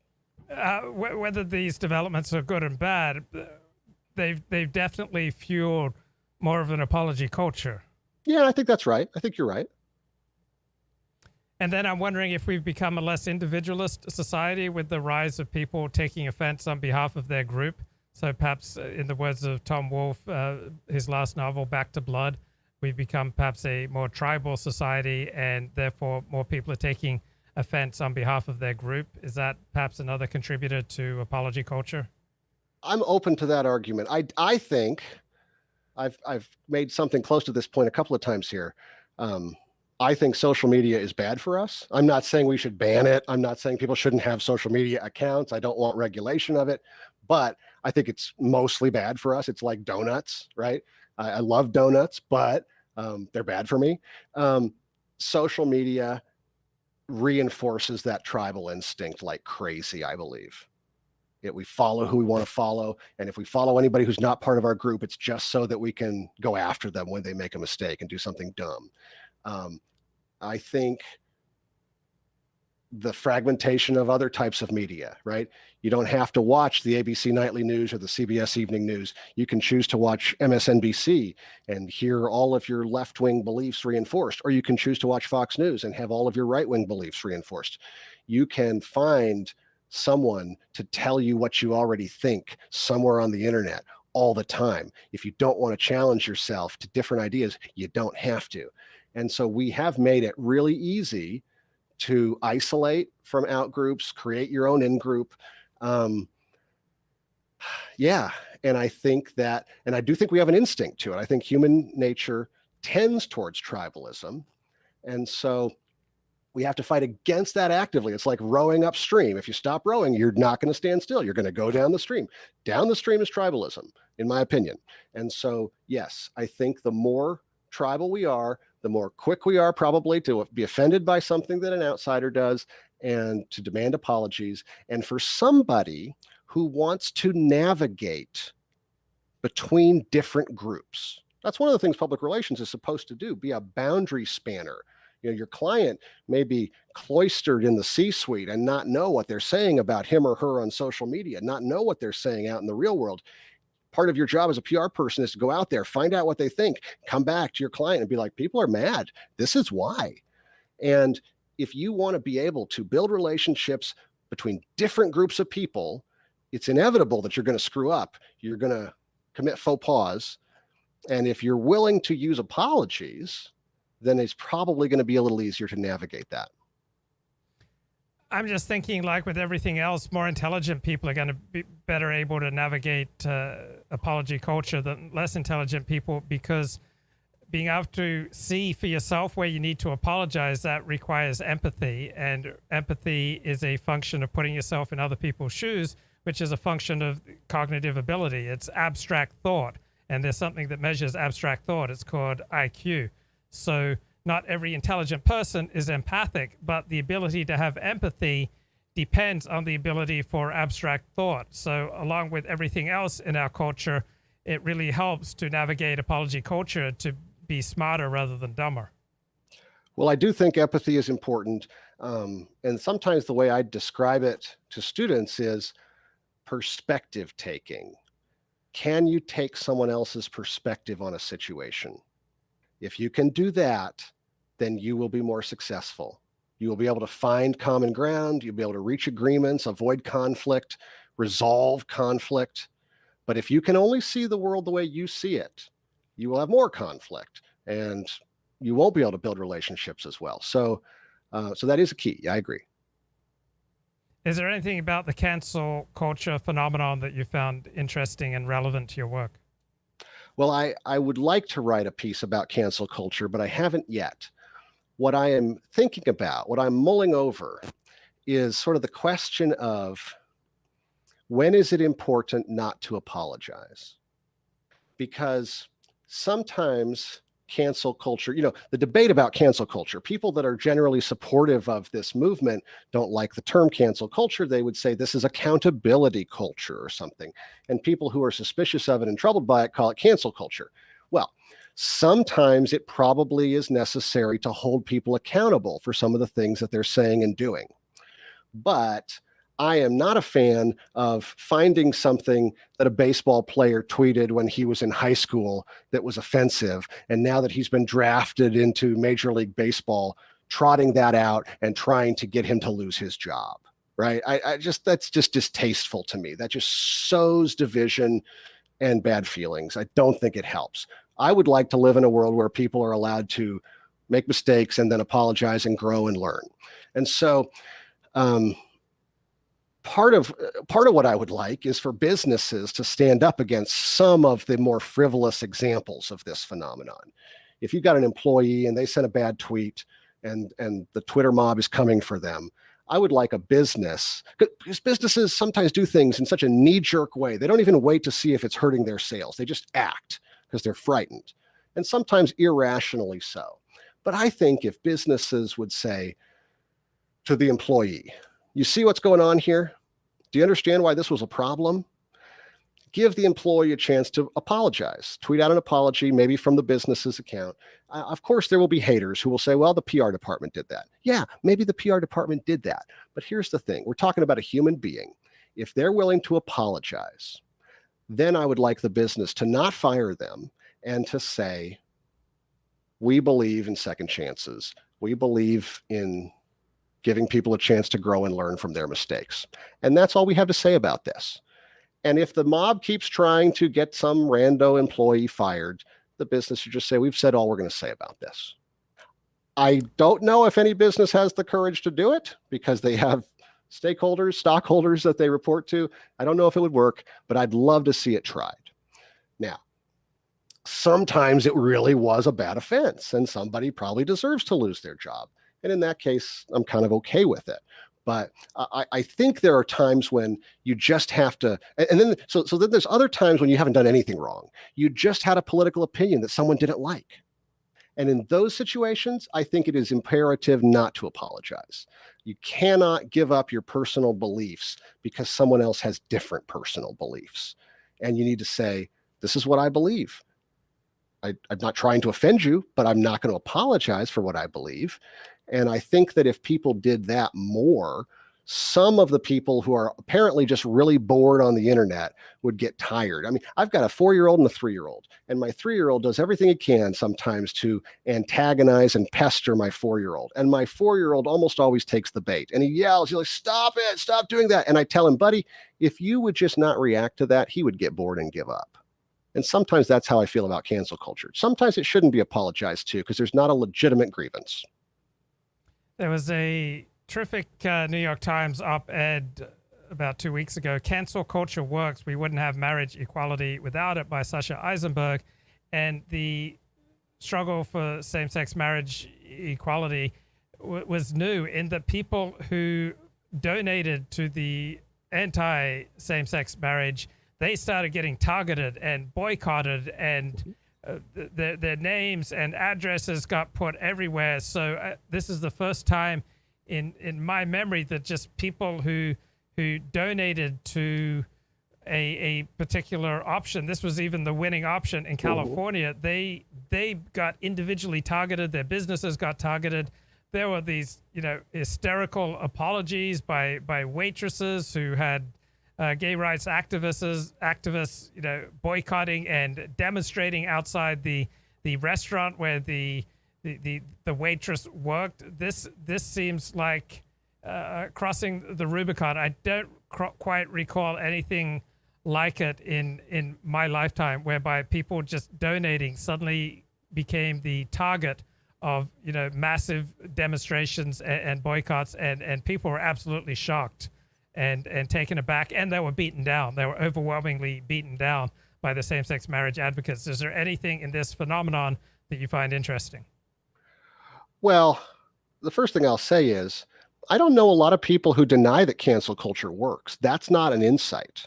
Of course it works. That's part of the reason that some people are very troubled by it. It does lead to people getting fired. It does lead to some people not feeling comfortable expressing their personal views. It does all of those things. And yes, there are some views that we would rather not hear as polite society, some views that we disagree with strongly. But I'm a big believer in the marketplace of ideas. When someone says something that I don't agree with, I would like to be able to respond and try to explain why I disagree and why I think they're wrong. But I don't think the proper response is to try to silence the people who disagree with you. And to the extent that cancel culture might be doing that, I'm opposed to it. I certainly think, the Supreme Court has said, and this is controversial and not everybody accepts this, but the Supreme Court said back in the 70s that the right to donate to political campaigns was part of the right to free speech, because we live in a modern media world where if you're not allowed to spend any money, you can't say very much. You can't get heard by very many people. So you can't stop people from donating or spending money to express their views. When people donate to causes they believe in, that is a form of political speech, according to the Supreme Court. I don't think anybody ought to lose their job or feel afraid for their safety because of their political speech, as long as they're following all the laws. That's my position. Now, if somebody has taken a position, 15 years ago, and they have decided that they don't hold that position anymore, in fact, they think they were wrong before, and they want to come out and say, you know what, I used to believe one thing, but I think I was wrong, and I want to apologize to everybody that I hurt with the things I said back then, because I believe I was wrong. That's an appropriate use of an apology. But I don't think apologies, our Constitution doesn't allow police to coerce confessions out of suspects. And I don't think that we ought to be doing that to people who aren't under arrest either. You shouldn't coerce an apology out of someone, because that's probably given by fear. It doesn't actually provide any reconciliation, and I'm not for it. So something I learned from your papers is something called balance theory. It was just so, I think, explicit when I read more about it, that even a disagreement puts stress on a friendship. Like even a disagreement over a pop singer or a sports team creates distress or stress on a relationship. Is there anything that you can tell us about balance theory? Well, Fritz Heider is the Austrian psychologist who developed this balance theory idea. And as you said, he basically said, when you have two people and they're thinking about a common object, let's say it's the new Star Wars movies. If they agree on it, then that strengthens their relationship. If they disagree on it, that creates an imbalance in their relationship. Wait a minute, I thought Bob was a great guy, but he really likes The Last Jedi. What's wrong with Bob, right? And so depending on how important that issue is, it can put real strain on a relationship. Hopefully people are not abandoning their friends over Star Wars, but certainly things like religion and politics, they do divide people because these are important issues. And the only way to have a balanced relationship is either to decide, okay, I agree about this issue. Okay, I agree that The Last Jedi was a great movie. Bob really likes it. I will like it too. That's fine. Or I guess Bob's not such a good guy because Bob loves this terrible movie, right? Those are the options. Now, in a meaningful relationship, there are a million of these things that people can have, common perspectives on. So my wife likes crunchy peanut butter. I like creamy peanut butter. We resolve that by having 2 jars of peanut butter. It's no big deal. But if we disagreed strongly about politics or religion, that would create a real imbalance in our marriage. And so when the reason it's relevant to apologies is because if I hurt you, then my action is something that I did. Obviously, I was willing to do it, but it hurt you. So I like it and you don't like it. That automatically creates an imbalance in our relationship. And what I have tried to argue in some of my papers is if I apologize, it's like telling Bob, okay, you're right. Last Jedi was a good movie. I am changing my position on the object. In this case, it was my bad action.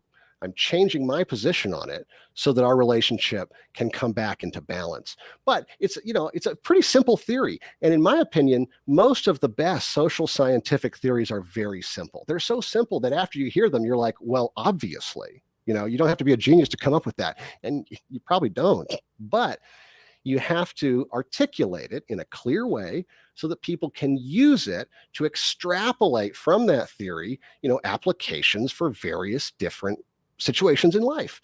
And that's kind of what I was trying to do by extending that balance theory to talk about how apologies work. Now, you did a paper on the ethnic, racial, religious, and demographic predictors of organ donor registration status. And if I had not even read the paper, I did read the paper, but I would expect that the core of a country rather than the fringe would be much more likely to donate organs, would be much more likely, say, to pay taxes honestly, would be much more likely to serve on juries, would be much more likely to serve in the military. And this is exactly how it breaks down. It's the non-Catholic Christians who are the core of this country. This country was founded dominantly by Protestants. And so they were the most likely group to be registered donors, followed by Catholics. And then you keep going out and out and out to people who are further estranged from the white Protestant core of the country. So it seems to me that you would expect the core of a country to be more patriotic, to be more pro-social, because this is their country. And you would expect people on the margins to be less patriotic and to be less pro-society because they identify less with society. So it seems to me, before I even read your essay, I would think that those who identified most strongly with society would be the most likely to register as donors, and those who have more ambivalence about the society would be less likely. And this seems to be how your study broke down. That's excuse me. Yeah. So, I mean, I do think that people who see themselves as pro-social also tend to be more likely to sign up for organ donation. That seems to be true. The really interesting thing about that study, and this may not be very germane to our conversation, but that study was conducted when I was teaching at the University of New Mexico, and I did it with several colleagues there. And the University of New Mexico and Albuquerque in that area has a lot of Indian reservations. And part of what the impetus for that study was trying to understand how Native American traditions and religions influenced people's willingness to sign up for organ donation. And so I would just say this: there are people, depending on what sort of religious tradition or cultural tradition that they come from, there are people who might be quite pro-social, but they believe for religious reasons either that their body needs to be buried a certain number of hours after death, or that it has to be intact, or whatever, and so they don't feel free to donate. And so I don't necessarily want to say that people in that situation aren't pro-social, right? I just think that they have other beliefs that are barriers to organ donation. But yeah, in general, I think people, here's another example of something that is very simple, but I think it's true. People have a tendency to do things for other people who they perceive to be like them. And people that they perceive to be different from them, their natural tendency is not to do stuff for them. So the more you feel like you're part of America and your organs are going to be used to help other Americans, probably it makes sense that you're more willing to sign up for organ donation.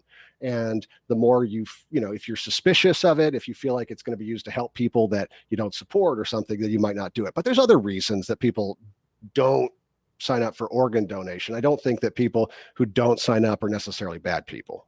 Right.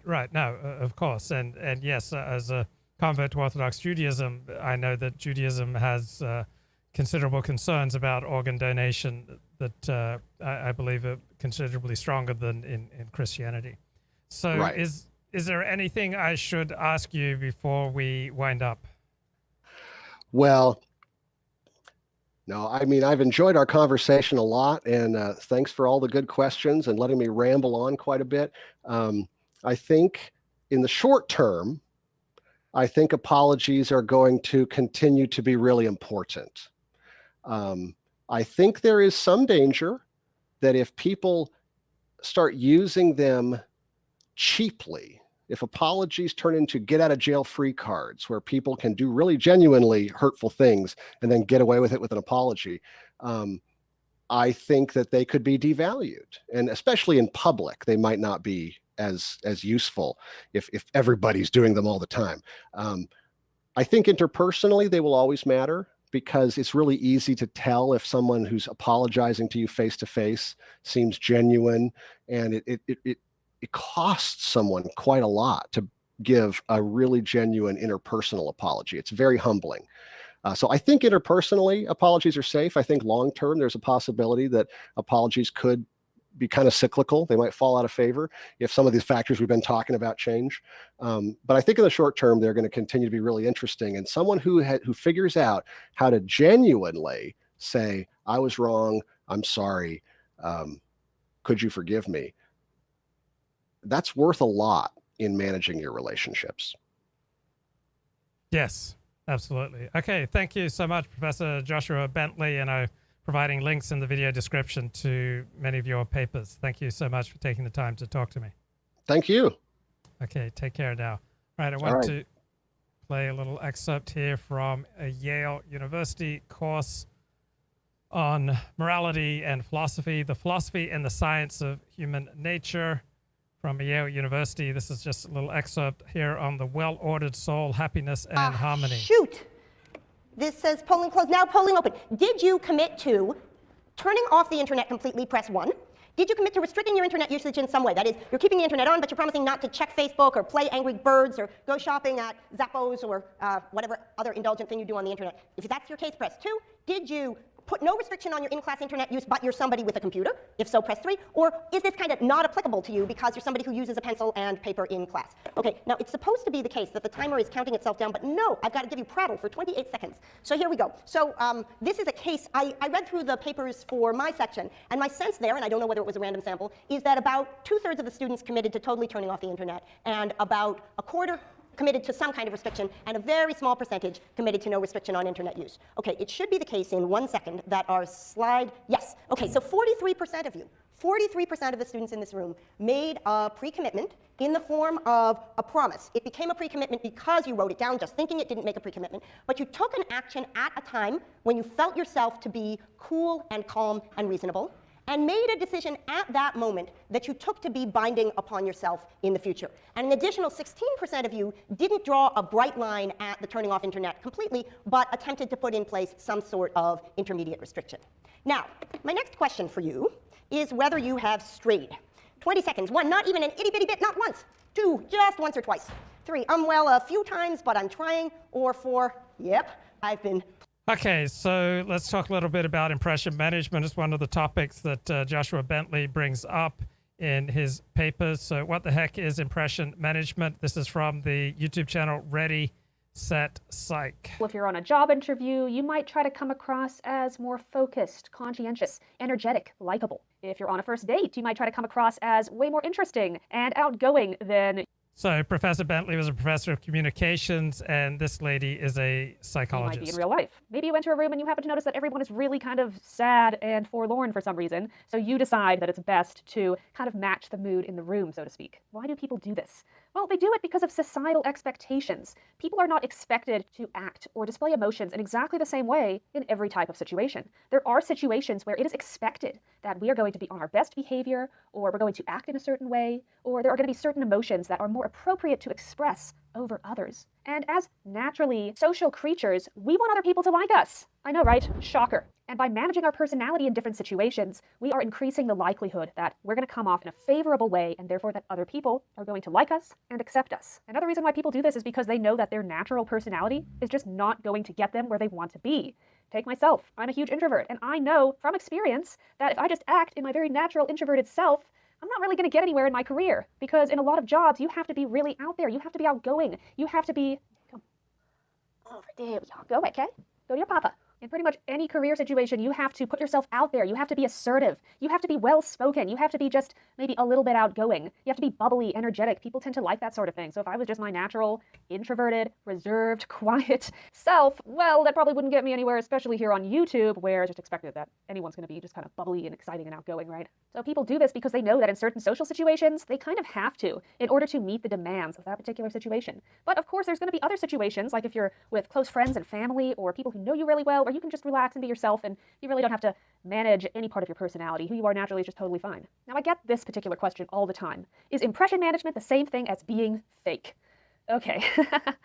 No, not quite. So being fake, just in my impression, is when people take impression management to the next level. So a healthy level of impression management is important for each and every one of us in our day-to-day lives, being able to get ahead in life and portray ourselves in ways that are societally acceptable. Being fake is more like when you just don't even like your own personality and you try to put on this total facade and you're not even really being yourself and you're trying too hard and all of these negative things. So I don't really think that they're the same thing. And I will also say that impression management is not the same as being manipulative. There is no deception or exploitation or trying to take advantage of someone involved in impression management. You are managing your personality because you want to be better liked by others, not because you're desperate to be liked by others, but because you're a social creature. You're a human being. When someone is manipulative, they will take advantage of people. They will hurt people's feelings. They will lie if they have to get what they want. They don't really care. It's not about being liked by other people. It's about getting your way. So manipulation, the methods involved and the intent are just very different compared to just regular old everyday impression management. If you're just using impression management, you're actually trying to come across better to other people so that you can improve your social situations. So is impression management a bad thing?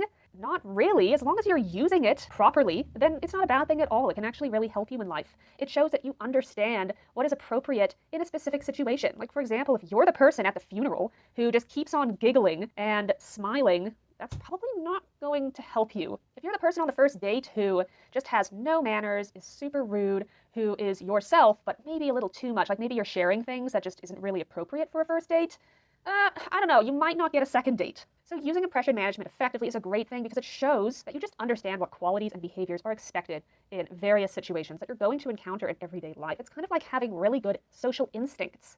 And it shows that you care about how you come across to other people, which is not a bad thing. You should, to some extent, care how you come across to other people. Impression management is also just expected in a lot of different types of situations, including, like we've talked about, job interviews, first dates, any time where you're around a lot of strangers, maybe meeting people for the first time at an event, any situation where you have to be very polite because you're meeting someone important. There are times where if you cannot use impression management properly, you're sinking your own ship. People who can use impression management successfully tend to go further in life. I mean, you think of all the people who are probably using impression management quite a lot. There are people like politicians, performers, actors, salespeople, anybody who is lucky enough to land their dream job. These people are really amazing at using impression management in the right situations. They're good at being likable, coming across in a way that they want to other people. Not being fake. They're still being themselves. They're just sort of emphasizing.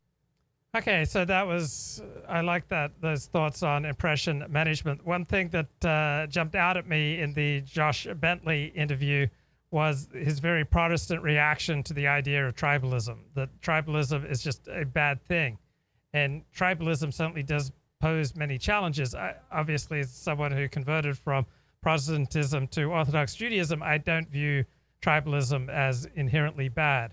But if you view the world through the perspective of universal morality and that it's not okay to treat outsiders with lower moral standards than you'd treat your in-group, then tribalism is absolutely a horror. So I've been reading a terrific book called Albion's Seed. It's by David Hackett Fisher. It came out in 1989. So Albion's Seed, 4 British Folkways in America. So here's just some of my favorite bits from this book. So he talks about Albion's Seed. Let's just give it an overview. So he talks about 4 different groups coming from Britain established 4 different societies. So he talks about 4 main migrations: East Anglia to Massachusetts, so the exodus of the English Puritans, which then influenced the northeastern United States corporate and educational and cultural culture. Then the south of England moved to Virginia, so you had the Cavaliers and the indentured servants, and the gentry influenced the southern United States early plantation culture. Then you had the North Midlands of England to the Delaware Valley, so the Friends migration. Quakers influenced Middle Atlantic and Midwestern United States industrial culture. Then you had the borderlands to the backcountry, so you had the flight from North Britain. The Scotch Irish and Border English influenced the Western United States ranch culture and the Southern United States common agrarian culture. So here are just a few of my favorite bits from this book, Albion's Seed. So he talks about folkways, right? So in any given culture, they will always include speechways, so conventional patterns of written and spoken language, pronunciation, vocabulary, syntax, and grammar. Building ways, prevailing forms of vernacular architecture and high architecture. Family ways, the structure and function of the household and the family, both in ideal and in reality. Marriage ways, ideas of the marriage bond.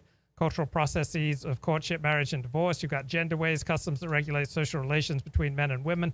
Sex ways, conventional sexual attitudes and acts and the treatment of sexual deviants. You've got child rearing ways. So you've got ideas. Every culture has particular ideas about child nature and customs of raising children. You've got naming ways. So what are the favorite names for people? Age ways, attitudes towards age, the experience of aging and age relationships. So some cultures venerate age and other cultures have a dismissive attitude towards the old people. So in our culture, for example, to say something that's history, it means that it's academic, it's not really important.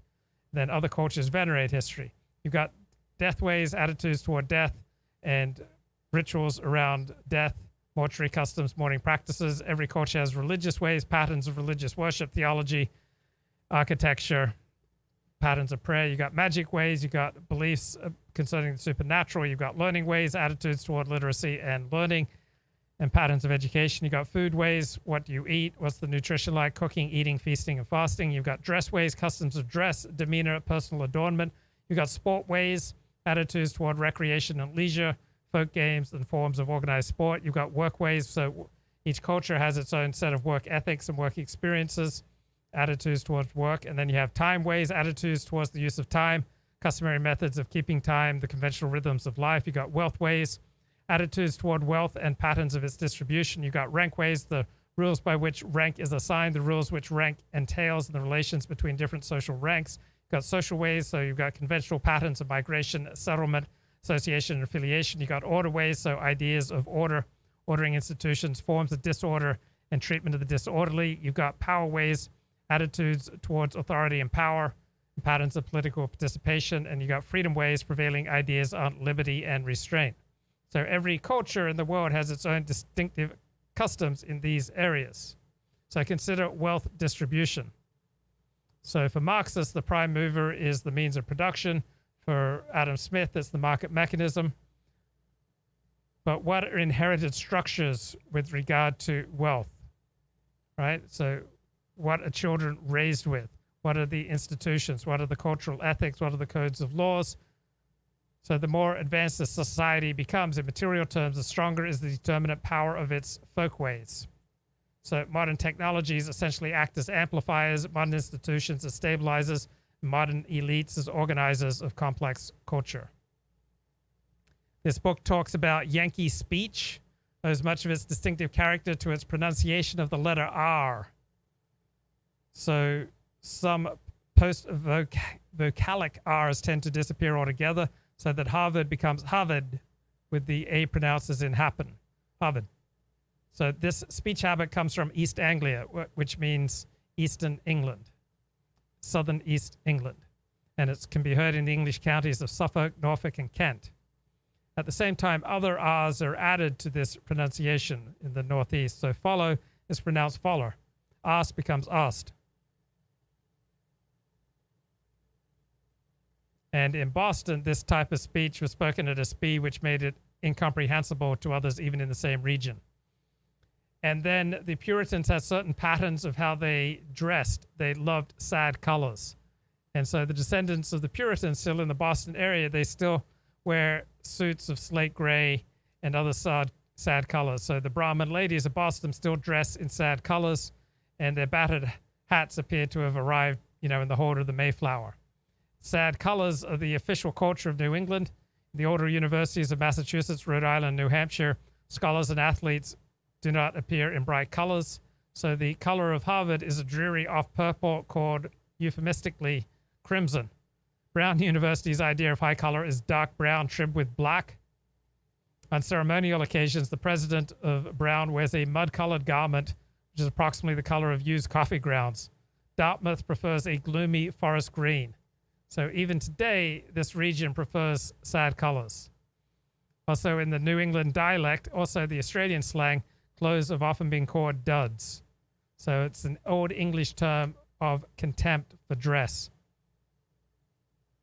So the language of dress in New England was a vocabulary of deprecation, and this pejorative attitude still survives in the culture of this region.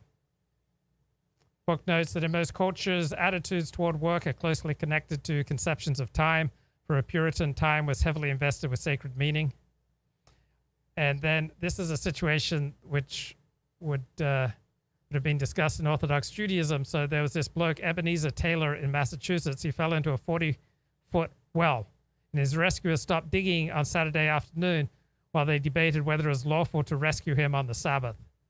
So the Jewish system of law goes into what is permissible and what you can and can't do to rescue someone. So generally speaking, in Judaism, a life comes first. So you don't stop digging, even if it's on the Sabbath, to save somebody's life.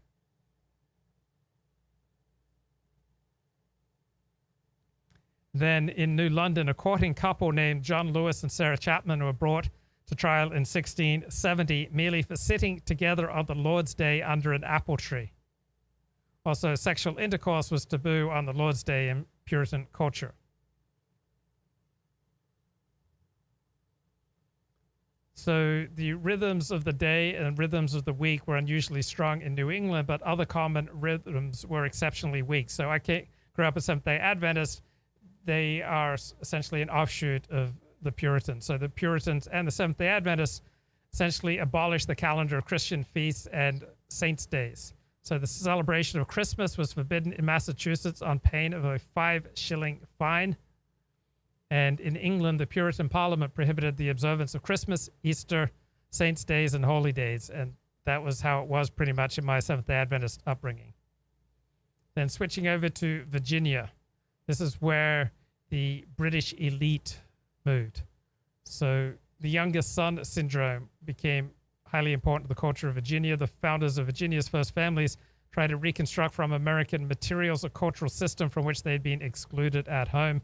The great majority of Virginia's upper elite came from families in the upper ranks of English society. And the book notes, the more hierarchical a society becomes, the stronger is the cultural dominion of its elite.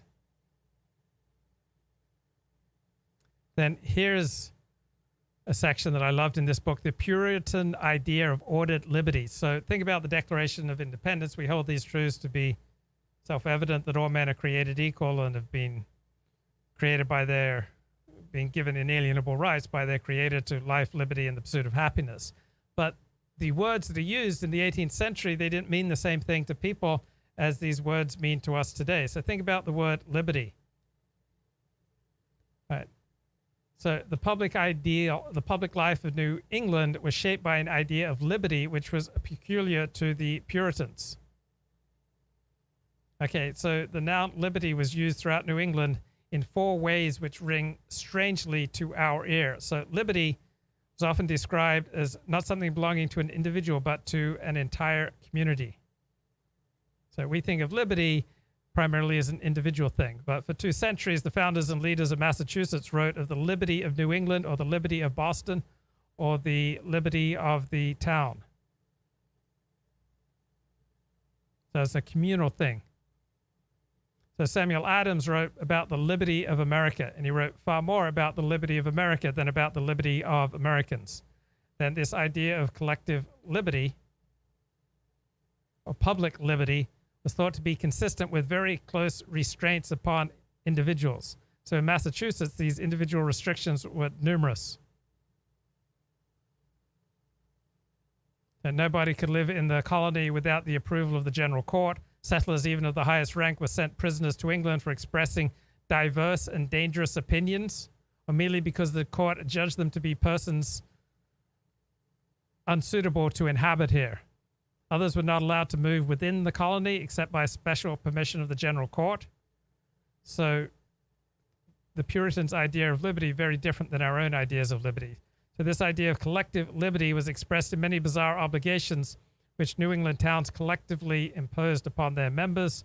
So Eastham's town meeting ordered that no single man could marry until he had killed 6 blackbirds or 3 crows. And every town book in New England contained such rules. General Court passed sweeping statutes which allowed magistrates to suppress almost any act by any means. So there's one law, threatened that if any man shall exceed the bounds of moderation, we shall punish him severely. And the definition of exceeding the bounds of moderation was left to the magistrate. Now, New Englanders willingly accepted these individual restraints, but insisted that they should be consistent with written laws, which they called the fundamentals of the Commonwealth. So they demanded the liberty to impose these restraints upon themselves in their own way. So this is what they meant by public liberty. Interference by outsiders meant fierce resistance. Public liberty is not a theoretical idea. New Englanders were not a warrior people, but they showed themselves willing to defend their public liberty even to the death. Then they also used the word liberty in a second way, which is foreign to our time. When it referred to individuals, it became a plural noun meaning liberties rather than liberty. So these plural liberties were understood as specific exemptions from a condition of prior restraint. So tenants in particular places were granted a specific liberty of fishing in the river.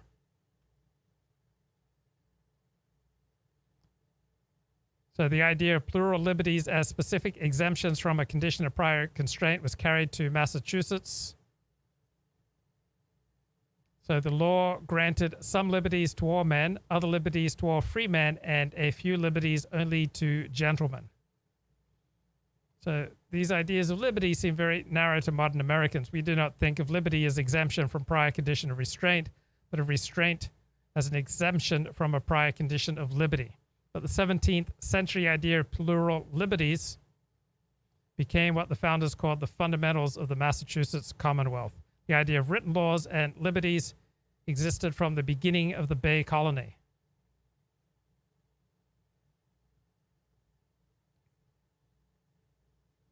Then New England Puritans also used the word liberty in a third meaning. This was the idea of soul liberty or Christian liberty. So soul liberty was freedom to serve God in the world. It was freedom to order one's own acts in a godly way. Soul liberty. And many people moved to the New World primarily in hopes of attaining soul liberty. So what they meant was not a world of religious freedom in the modern sense. It's not a world of religious toleration, but rather of freedom for the true faith.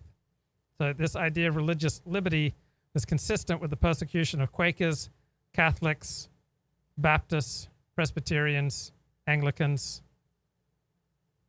Okay, virtually everyone who was not within a very narrow spectrum of Calvinist orthodoxy. So soul liberty was consistent with compulsory church attendance, rigorous Sabbath laws. Even the Indians were compelled to keep the Puritan Sabbath in Massachusetts. So soul liberty, soul freedom meant they were free to persecute others in their own way.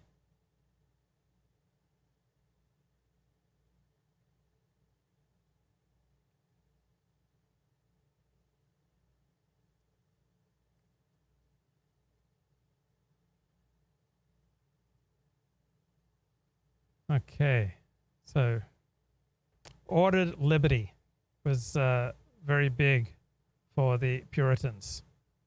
So the words liberty and freedom were used in a fourth way by the builders of the Bay Colony. The people of Massachusetts employed the word freedom to describe a collective obligation of the body politic to protect individual members from the tyranny of circumstance. So this is ordered liberty. So there's a difference, according to John Winthrop, between natural liberty to do evil as well as good and civil or federal liberty, which is moral liberty. It is liberty to that only which is good, just, and honest. This liberty you are to stand for. This liberty is maintained and exercised in a way of subjection to authority. It is the same kind of liberty wherewith Christ has made us free. So these four libertarian ideas: collective liberty, individual liberties, soul liberty, and freedom from the tyranny of circumstance, all had a common denominator. There were aspects of a larger conception which might be called ordered liberty.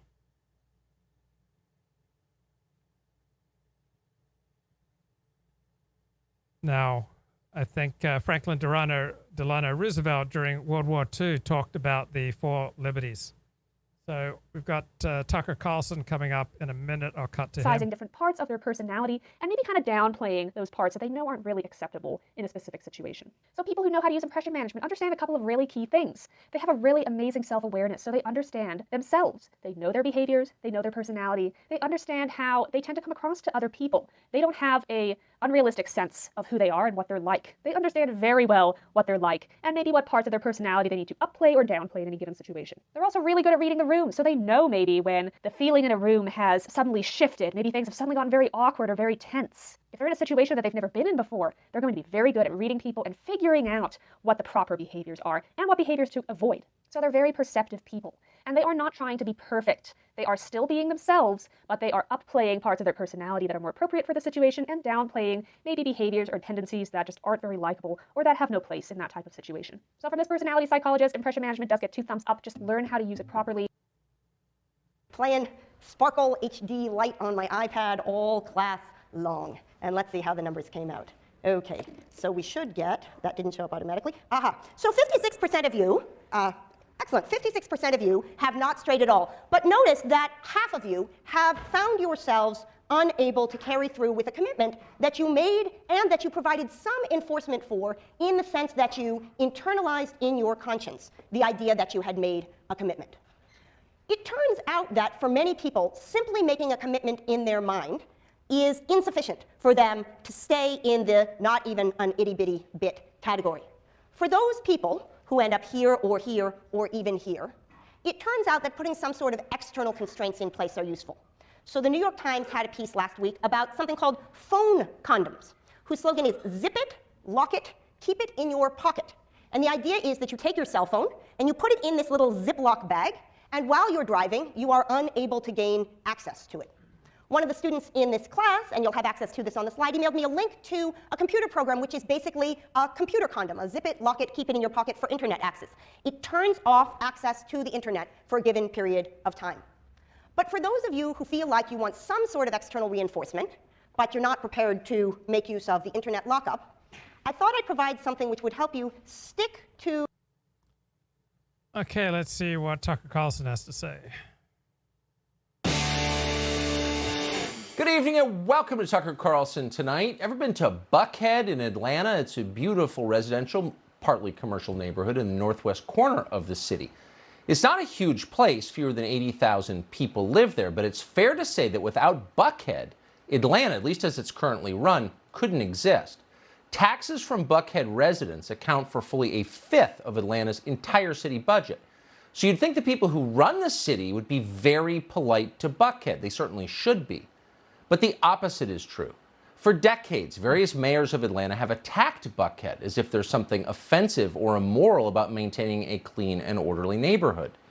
For the most part, the residents of Buckhead have taken this abuse in silence. Complaining seemed impolite. So they've continued to send huge amounts of money to a city government that hates them. For politicians in Atlanta, it has been a very good deal. Attack Buckhead, then take the dough. But that deal could soon be ending. And the reason for that is the current mayor, a spectacular mediocrity with unusually high self-esteem called Keisha Lance Bottoms. Like so many big city mayors, Bottoms is an incompetent demagogue. She has no idea what she's doing, but she's willing to say anything. For a while, that was tolerable to the people of Buckhead. Like most people who live in cities, they know the drill, they're used to it. But then last summer, things changed.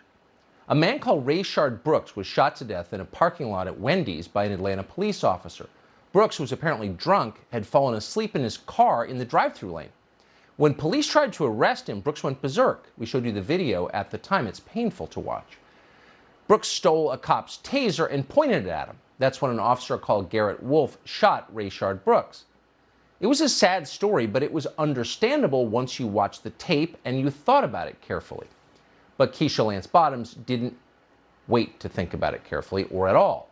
Without pausing for an investigation, she immediately fired Officer Wolf, and then she issued a predictably self-righteous press release about it. An independent board later found that what Bottoms did was illegal, but by then it was too late. Hundreds of Atlanta police officers had already left the force, and those who stayed understood very well that there was no point in making arrests. Who'd want to be Officer Wolf? Nobody. So response times plummeted. You call the police, they didn't come. Crime soared. Criminals found that even when they'd been arrested for violent crimes, they were back on the street within days. Can you guess what happened next? Here's what happened next. You want me to break your window? Eliana Kovic and her boyfriend were shocked to learn the man in this video, who is accused of attacking them, was out on bond. The couple was outside of the Mercedes-Benz dealership in Buckhead last June when they say a man started to threaten them. He took out his knife that he had in his pocket, and he said he had a gun. He kept telling us that he was going to kill us. Kovic says the violent words soon turned physical. Came around the other side of the car, punched my boyfriend in his left temple, and then he punched me, and then he punched me again, and I fell to the ground. I blacked out. The suspect, Fakhradovan Moore, was arrested and charged with 7 felonies for the attack. However, he was released on bond 5 months later. And as Kovic and her boyfriend did some digging, they learned Moore had been arrested just days before in Clayton County For misdemeanor battery charges, and then was released. And then while he was out on bail from Clayton County, that's when he attacked us. It's pretty unbelievable. Threatened to kill them, punched a woman in the face. What'd they do wrong exactly? Nothing. Just on the street in Buckhead. In Buckhead, murders year to date are up almost 50%. That's a lot of new dead people. Robberies and aggravated assaults are up by nearly 40%. Car thefts, 65% rise. Lenox Square Mall in Buckhead was one of the first indoor shopping malls in the United States. It was a great and famous place. Now it's too dangerous to visit. Beginning last year, someone was getting shot at the mall virtually every month. In December of 2019, a Macy's employee was shot during a robbery. In January, a man trying to defend himself from an armed robbery was inadvertently shot by a cop. In February of last year, a drug deal led to a gun battle outside of Bloomingdale's. In March, a dispute over a parking space outside the Cheesecake Factory led to more gunfire, which killed someone, and so on. So people in Buckhead just stopped going to that mall. Ultimately, authorities decided they needed security and metal detectors. They put police dogs throughout the buildings. They set up a network of security cameras with software to detect firearms. It seemed like it would work, but it didn't. There was just too much violence. This past April, a gunman beat a 60-year-old woman next to her car in the mall's parking lot and then stole her purse. Atlanta police later said that somehow none of their cameras had caught the crime. A witness called James Glass says he never saw any police officers or security during the assault, even though the attacker took his time beating the woman because he was enjoying it so much. According to Glass, quote, "It seemed like he was celebrating what he had done. He started to rejoice and started shouting, just like he was happy for what he had done to this lady." It's disgusting, and it's still going on. On Monday, two 15-year-olds shot and nearly killed a security guard at the Apple store at Lenox Square Mall. So if criminals can terrorize the mall in Buckhead, which is now one of the most surveilled places in the entire city, what can they do to a neighborhood? Well, they can terrorize it, and they are. They're attacking people on residential streets in Buckhead. Watch this report from Fox 5 in Atlanta. Neighbors say they're shocked after two crimes hit their Buckhead neighborhood. Atlanta police say on Saturday they found a man with a gunshot wound on West Wesley Road. Investigators say the man and two others were shot at while jogging. Hours later on Saturday, Atlanta police responded to the Collier Ridge apartment complex. Police say they found a man who was severely injured on scene. He did, in fact, strike a individual that was taking out trash. Atlanta police say they arrested the suspect shortly after that crime. Now investigators are working to figure out a possible motive. The man who was shot jogging on Saturday is called Andrew Worrell. You should know there's no backstory here. He didn't know the guy who shot him. He wasn't doing anything. He was just jogging on the weekend like a good citizen. And a guy pulled up and opened fire. Why? His 911 call is difficult to listen to, but you should listen to it just so you can understand precisely what Keisha Bonhams has done to Buckhead. Here's the call. Help! Help! Hello, caller. 1211 West Wesley. Is this a house apartment or a place of business? I'm on the street, 1211 West Wesley. I got shot. Is the assailant still nearby? No, I don't know. He drove away. Okay. And is there any serious bleeding? Yes, I'm bleeding. I've been shot. And he was shot twice. Something similar happened to a woman called Valerie Casper on a trail in Brookhaven right near Buckhead. She was stabbed 4 times in the back by a total stranger in broad daylight as she was walking on a trail. Casper was pregnant with her second child at the time. She was forced to deliver her baby more than 3 months early because she was stabbed by a stranger. Why was she stabbed? Why was Andrew Worrell shot? These weren't robberies. The only point was physical injury, was terror, was brutality. The victims appear to have been chosen purely for how they look. But don't call these hate crimes. It's not allowed. You can't say that. Privately, though, many people in Buckhead suspect that's exactly what's going on. They've been attacked by reckless politicians for years. Politicians have ginned up hatred of Buckhead for political reasons. So why wouldn't others take them seriously? Why wouldn't shootings and stabbings be the end result of that? Some people in Buckhead have had enough of this. They don't think it's going to get better. 2 bills currently in the Georgia State Legislature would allow Buckhead to leave the city of Atlanta, then run its own competent police department and resume being a safe, nice place. CNN, for one, hates this idea. CNN is headquarters in Atlanta and has been for 40 years. They know exactly what's going on in the city. They don't care. You don't like getting shot while jogging? Well, then you're a racist. The mostly white neighborhood of Buckhead is pushing to separate from the rest of the city. CNN's Ryan Young has more from Atlanta. The Buckhead Exploratory Committee reports they've raised over $500,000 and is now pushing state lawmakers to push through a bill that would allow their cityhood petition to be voted on in the next election. The predominantly white neighborhoods movement is gaining traction with Republican lawmakers. Oh, you following this? Did you get the dog whistles? Mostly white, predominantly white. Got it? So if you're opposed to getting murdered outside Cheesecake Factory, you're a white supremacist. They always say that. Here's the funny thing. They don't mean it. How do we know they don't mean it? Take a look at how they live. How many CNN anchors, including the ones you just saw, have weekend homes anywhere near Section 8 housing? Let's see. We'll check our notes here. Right around 0. In fact, not 1. Instead, they run to Martha's Vineyard, or they charter helicopters to fly to the Hamptons on Friday afternoon. In other words, in their spare time, they get as far away from diversity as they possibly can. Not just some of them, all of them, every one of them. That's the truest generalization ever made. A recent piece, to put a finer point on it, in the New York Post, describes how many rich liberals from New York have flooded into the poor, unsuspecting state of Montana. Bill Gates has been camping out in Big Sky recently. A lot of them have. Why? It's not the fly fishing. Bill Gates couldn't cast a fly rod if his fortune depended on it. No, it's not that. The appeal is the monochromatic neighbors. Outside of the Indian reservations, Montana has the demographics of 1956 America. Everyone looks the same. It is not a melting pot. So no, rich liberals don't actually believe that diversity is our strength. They hate it so much that the first sign of spray paint, they run for the whitest hills they can find. Then they lecture you some more about how you're the racist because you don't like getting shot outside Cheesecake Factory. That's how it works. Bill White no longer cares what they say. Bill White lives in Buckhead. He plans to stay there. He's not hiding in Montana with Bill Gates. Instead, he's leading the effort to make his neighborhood independent of a city that's falling apart. Bill White joins us tonight. Bill, thanks so much for coming on, for being brave enough to do that. Tell us what Buckhead is like now and why you think it should be independent from the city. Well, first of all, thank you, Tucker, for having us on. And I was listening to your opening monologue, and I can tell you we're going to need to have you come down here and take you on the road with us because you've hit all the key points. We are living in a war zone. That's how we describe living in Buckhead. And what has happened here in the last several years is an incredibly dangerous spike in crime and a complete vacuum of leadership.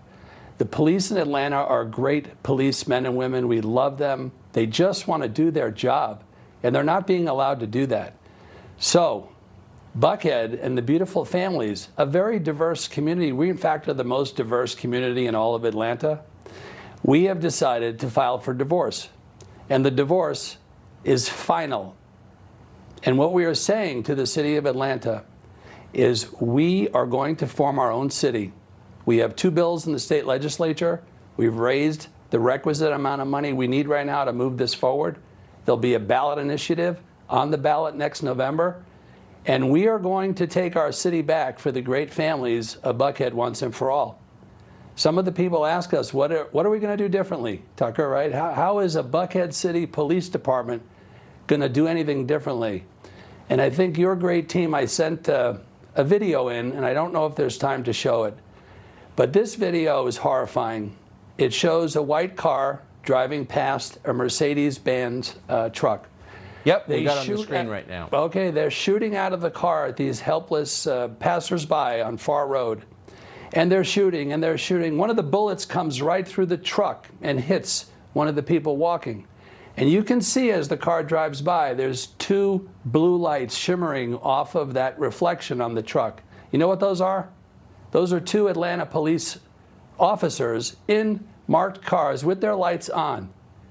And my friend who took that video ran down to find out why, in God's name, they didn't chase that person who attempted to murder all those people.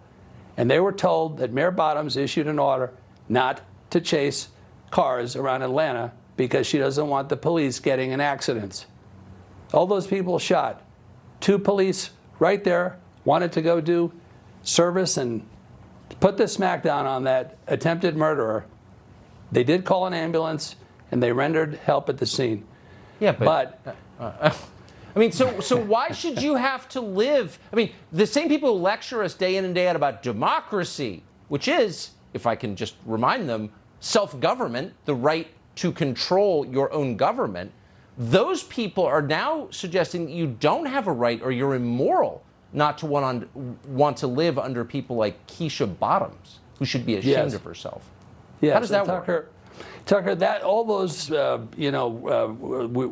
racists or this, that, and the other thing, that is all hateful, very disturbing, unhelpful language that's fear-mongering, and it certainly will not stop the crime in Buckhead. What's going to stop the crime is the establishment of the Buckhead City Police Department. We plan on having 300 police officers for a prolonged period of time. There are only 82 cops on the beat in Buckhead right now, the square footage of San Francisco that has 2,000 cops. So one of the things we're positive of is we're going to put the smackdown on crime once and for all, and we're going to make Buckhead a great place to live again, where you can go to the mall and not get shot taking a jog. This poor woman you had on, Eliana Elovich, Tucker, she's a saint. She's so courageous. She's a pediatric nurse. Yep. And they punched her in the face, and the guy was out on 3 different batteries.